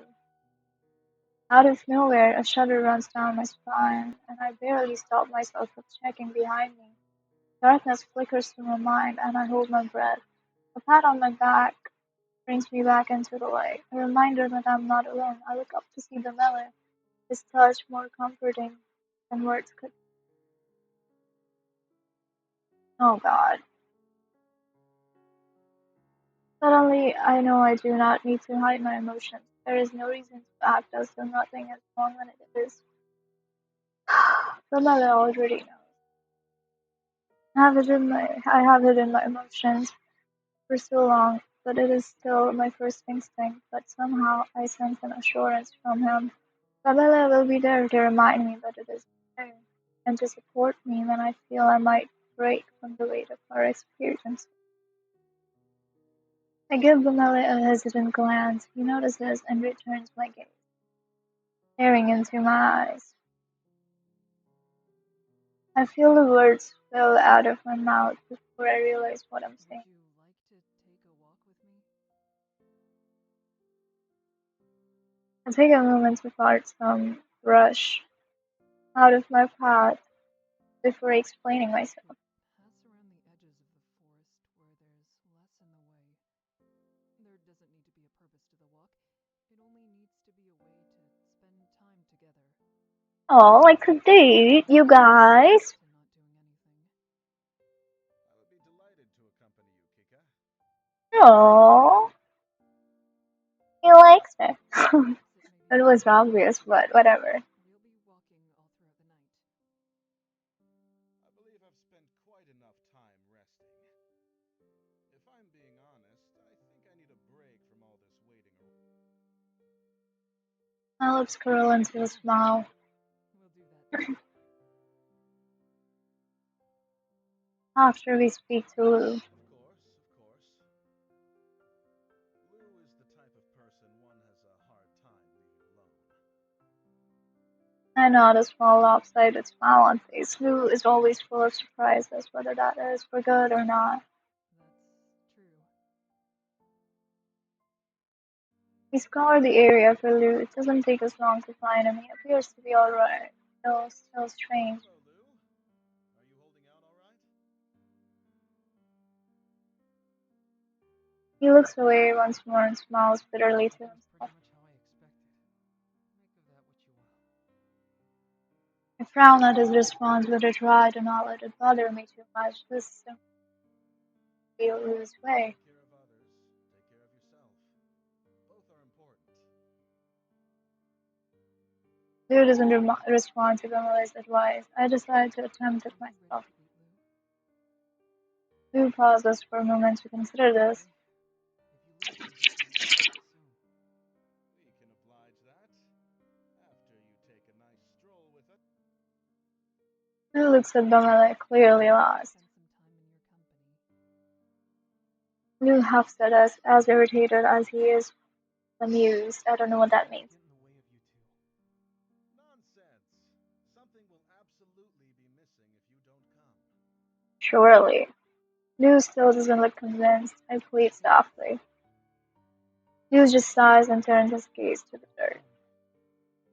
Pamela sneaks a satisfied grin at me before looking back at Lou. Thank you. Lou keeps his eyes fixed on the ground, but gives us a smile that presumably is meant for us and not the same. Three of us begin our walk, conversing slightly as we meander around the island. So, Lou, what do you plan on doing tomorrow morning when this journey has come to a close? Lou peers off into the horizon. The stone is startlingly dark.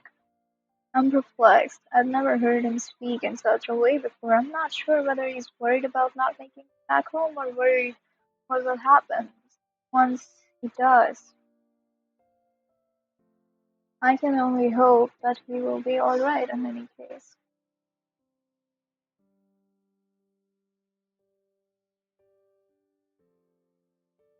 I'd like to see where you are from one day. Perhaps Bemele and I could visit sometime. Yeah.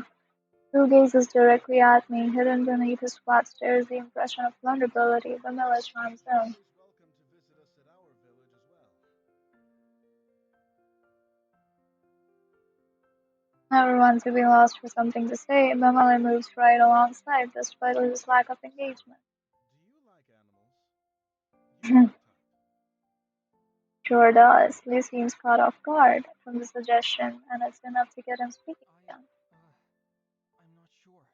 Kika owns a lovely pair of wolf dogs. Oh, does she? Adali and Adelina.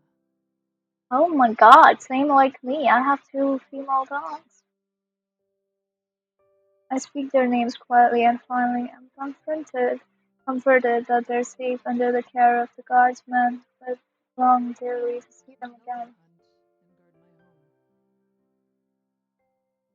Pamela nods happily. They're great girls.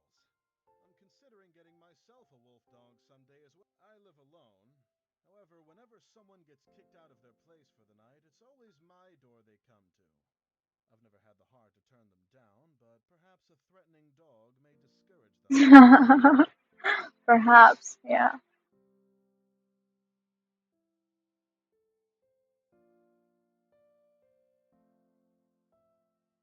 I can't help but I hope chuckle. they will not be threatening. Besides, I know you do not truly want to scare anyone away. You do have a point there. Still, those dogs are something. A person couldn't ask for better partners. True, true. Lou looks genuinely intrigued at the idea of Adelina. I smile at him, Nothing the will two of bother them. someone like you, Lou. You're approachable. Mm-hmm. Lou shifts uncomfortably. He shrugs, non-committally. Sure. Maybe I could visit sometime. Of course, we'd like that. Always open for you. Certainly. I'm not sure if we made Lou feel any better about his situation, but I know the conversation has helped me. Bella is remarkable in that way. I allow myself to drift closer to Emily. There's not too much space between us as we walk side by side. Emily views me from the corner of his eyes and looks more than pleased. Aww.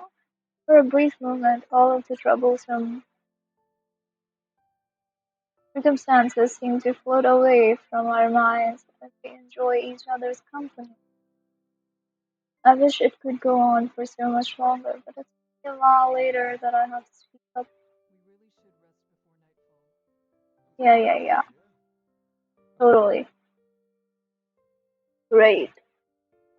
Bangala leads us to over to the area where the guide mentioned we were going to meet. He lowers himself down onto the ground and stretches out right there, presumably intending to wait until the guide arrives.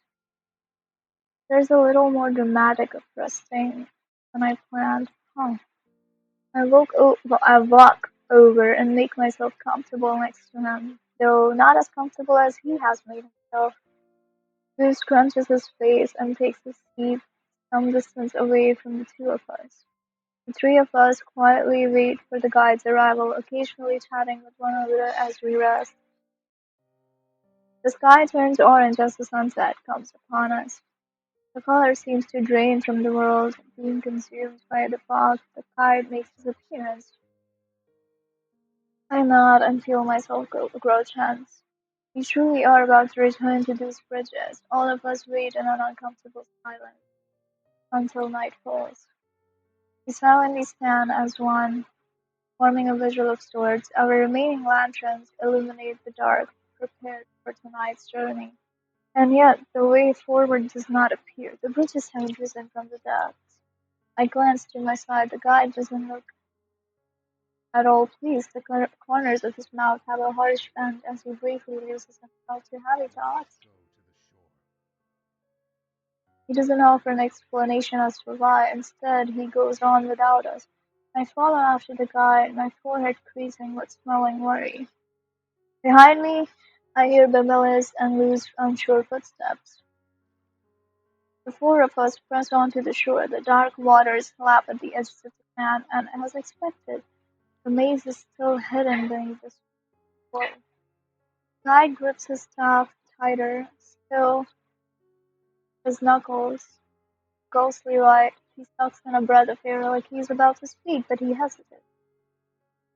We all stare at him expectantly. After a moment, the guide is fed up with waiting. The Speak bridges are up. closed. If they don't arrive as soon as darkness falls, there's no telling exactly how long it will be before they do. What does that mean? Camilla's face immediately sours, and he is unable to stay silent about his We're not feelings. going to waste our time standing idly by. There's hardly enough time to make the trip as it is. Exactly. Lou doesn't say anything, often just stare at the ground with an absurd expression. Time is by far the least of our worries. On the bridges, we are constantly moving, which makes it easier to avoid the prowlers. However, this island does not offer that luxury. We're trapped here. My body goes rigid as his words sink in. More importantly, the bridges are raised above the waters. Nixi have difficulties pulling themselves up onto the bridges. The soft sloping of the shore will allow far more prowlers to drag themselves towards us. Oh, Not all will be as dangerous as the ones we've encountered thus far. However, we could easily be overwhelmed. true. A pit forms deep in my stomach. I stare at him, aghast. I had no idea the situation was that dire. I glance from the waterline to the trees. What I'm looking for, I don't know. A sign of what might be to come, perhaps? I wonder if those fires had anything to do with this. Pamela's words are biting as he wonders aloud. Pride answers Pamela firmly, wanting to put an end to his speculation. Whatever magic controlling the bridges is inconsistent. Humans haven't found a way to impact it. We can only do temporary physical damage to the boards. I see. Pamela is still displeased. Return to our original spot. We would have more protection there. The guy closes his eyes and suddenly looks very worn down. Staying in the center of the island is the safest option. However, there's the risk that we may not be able to reach the bridges when they do rise. Prowlers could have taken full control of the shore by then. Remaining here with our lanterns will ensure the prowlers cannot move freely. My brows involuntarily knit together. I don't like the sign of taking additional risks in an area that is already so dangerous.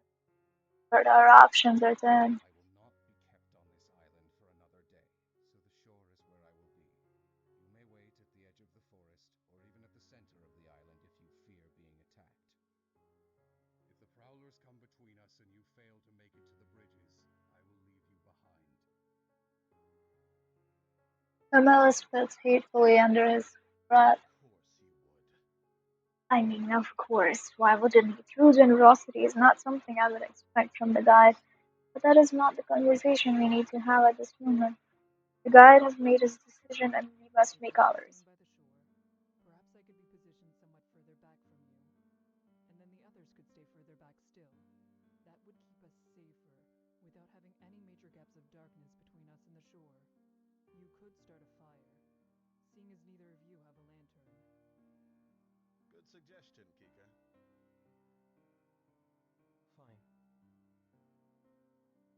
Huddled on the matter, the three of us begin to move away from the guide. He pays little attention to us, instead silently fixing his eyes on the water.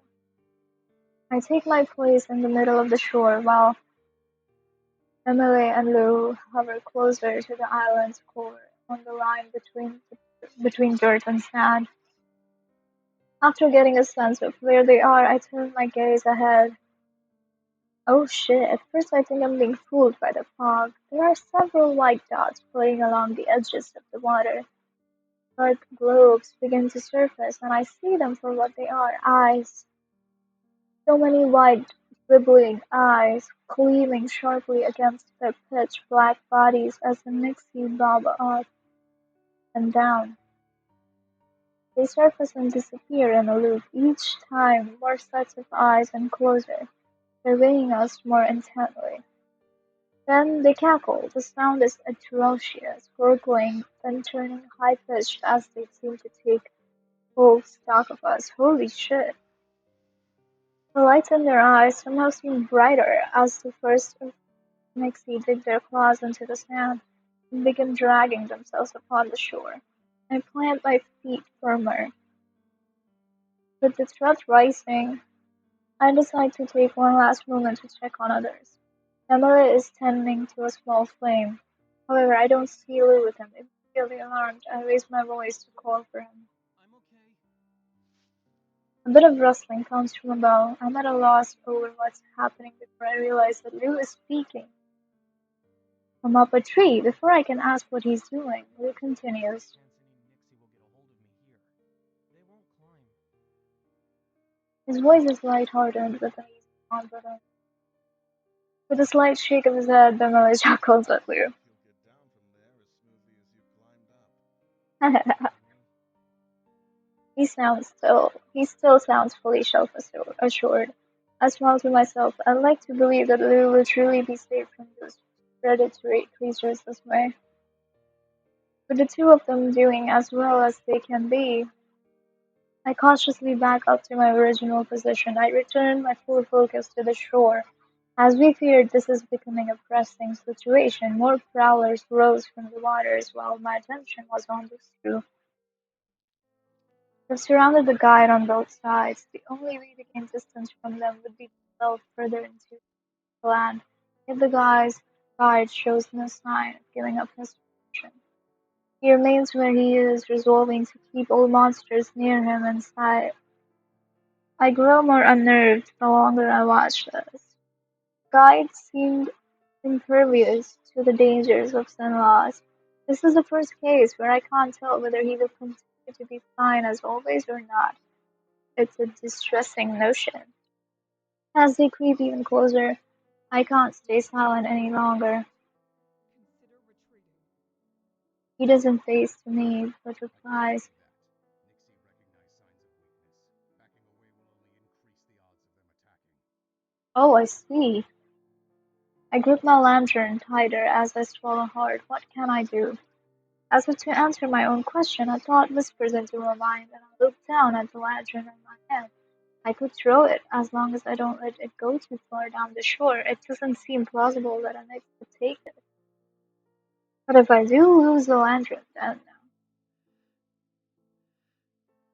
watch. I can't act rashly here. The guide has managed through every situation we've been through, as well as countless others we did not bear to witness. I resolve to continue with what we have planned and keep my position. I think that's the better idea because I don't think Lou and the familiar have a lantern, even though we were on land. I Don't know, cause yeah.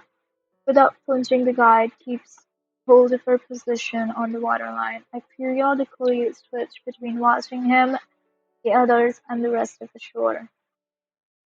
As I scan the forest, there's a stinging groan. Was that the what? I stand rigid in shock, a painful prickling sensation going down my back before whipping around to face the truth. He's crouched low on ground, staring forcefully at a group of nixi head-on. There's a whole group of other, whole other group of monsters rapidly crawling back into the water. I step forward with a shout, but he puts out one hand to hold me. I do not go further. I and those creatures motionlessly watch for what he'll do. His fingers curl tightly around the upper half of his shaft. With great effort, he begins to rise to his unstable feet. Okay.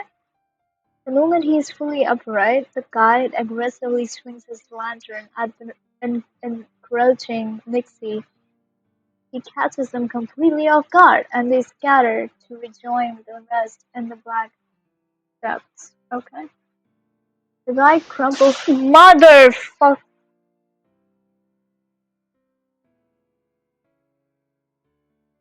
God damn. Hello, Blaze. Welcome, welcome.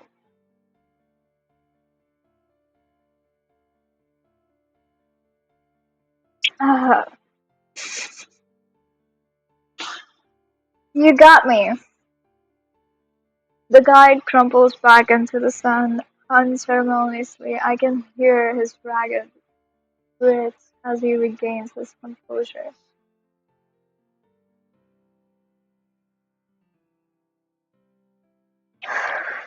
For a second, I thought something happened in game, but then I realized I have that for sound alerts. Oh God, my heart skipped a beat. Lurking. Yeah. The guide okay, I read this.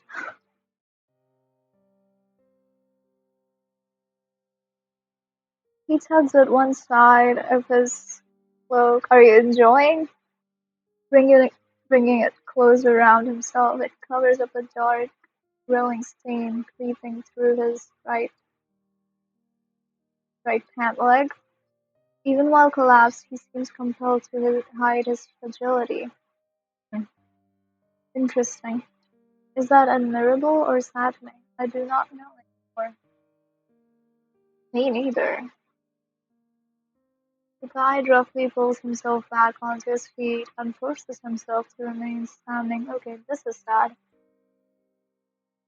The rest of us must remain strong as well if we are to survive this night. I wonder if he gets scared.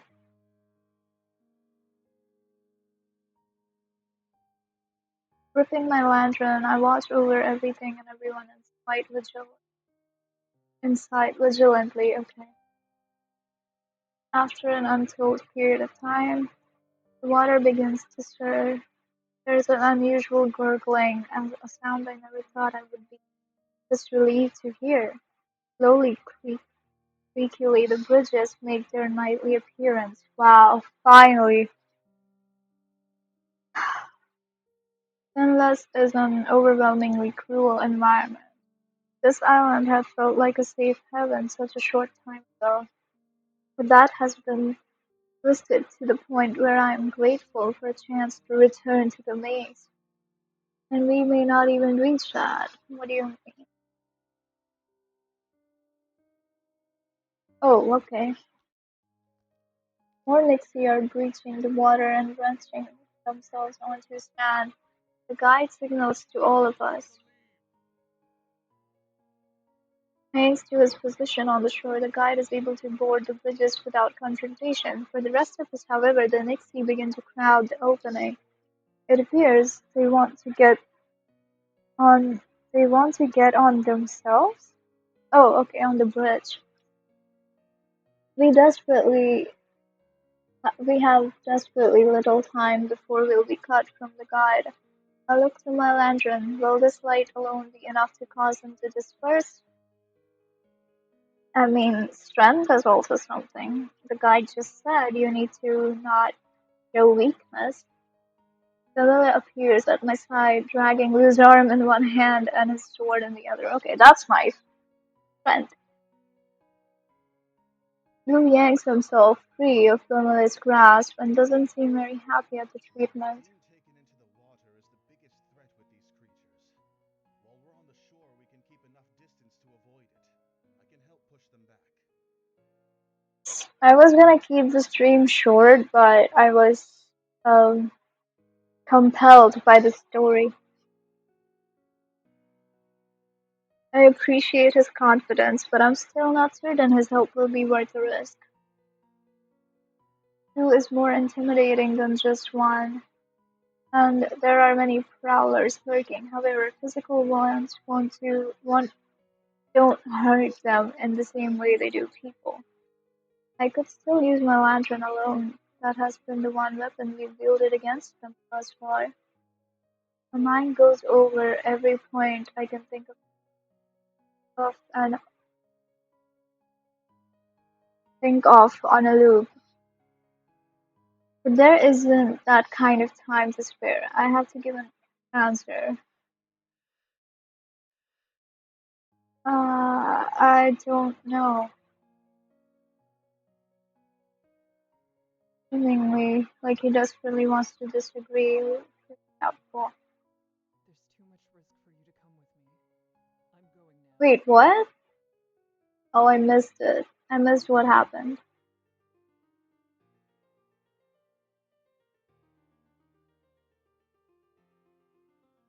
Well, I didn't miss it. I just lost track of it in a sense. I turn on my heels towards nixi. There's even more of them now. They drag themselves pitifully along the ground, reaching out their hands in our direction like beggars. Unfortunately, nothing can be done to help these creatures. As I approach, they curl their bodies from the light of my lantern. None of them move to retreat, however. Eyeing them warily, I quickly jump forwards in the hope of startling them. A few hiss and fail, pulling themselves into the water. One responds a different way. It returns the aggression by lashing out and knocks my light free. Oh shit! The lantern falls to the ground and blinks out. Oh! Before I can turn around, one of them pounces on. Oh shit! Run! Get to the bridges! Pika! Oh my god!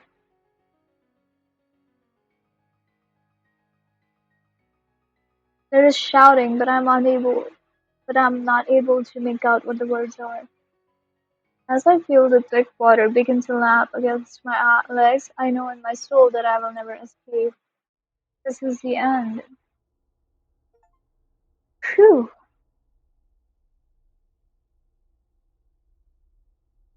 Holy shit, that I can only imagine Bumala's response. Okay,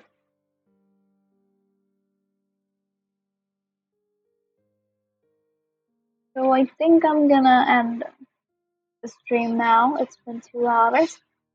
I am mentally extremely exhausted.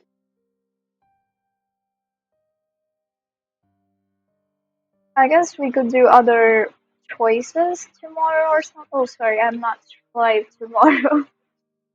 Well, Blaze, I'll see you Sunday. We'll be playing Minecraft, I assume. So, yeah, this is it for today.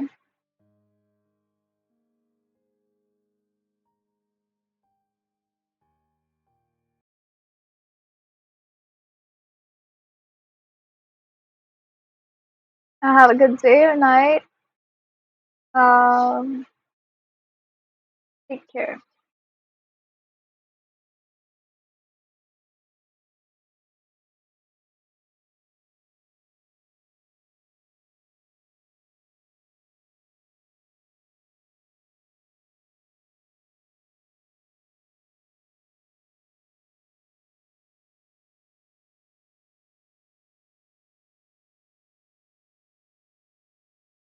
I am blind.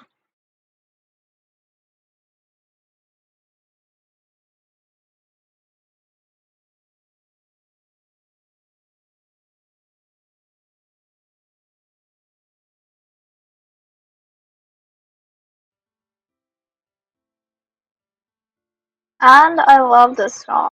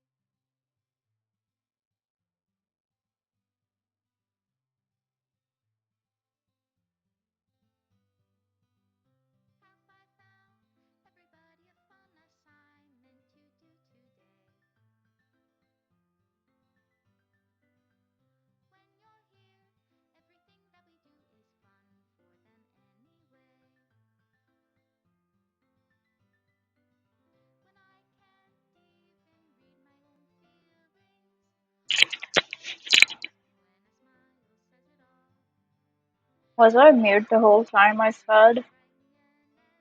Well, never mind. Enjoy the music while I end the stream.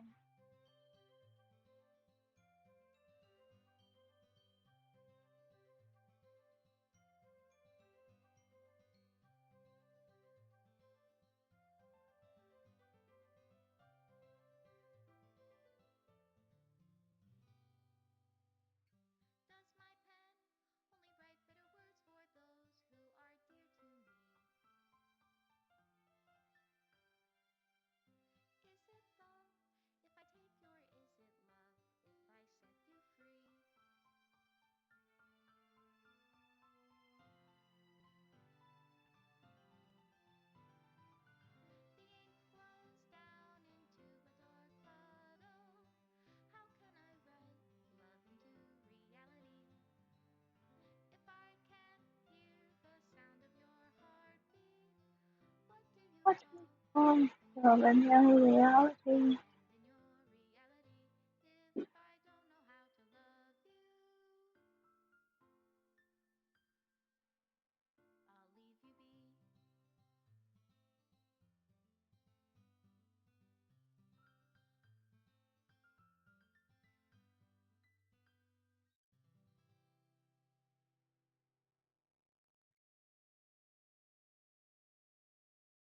See you someday. Bye.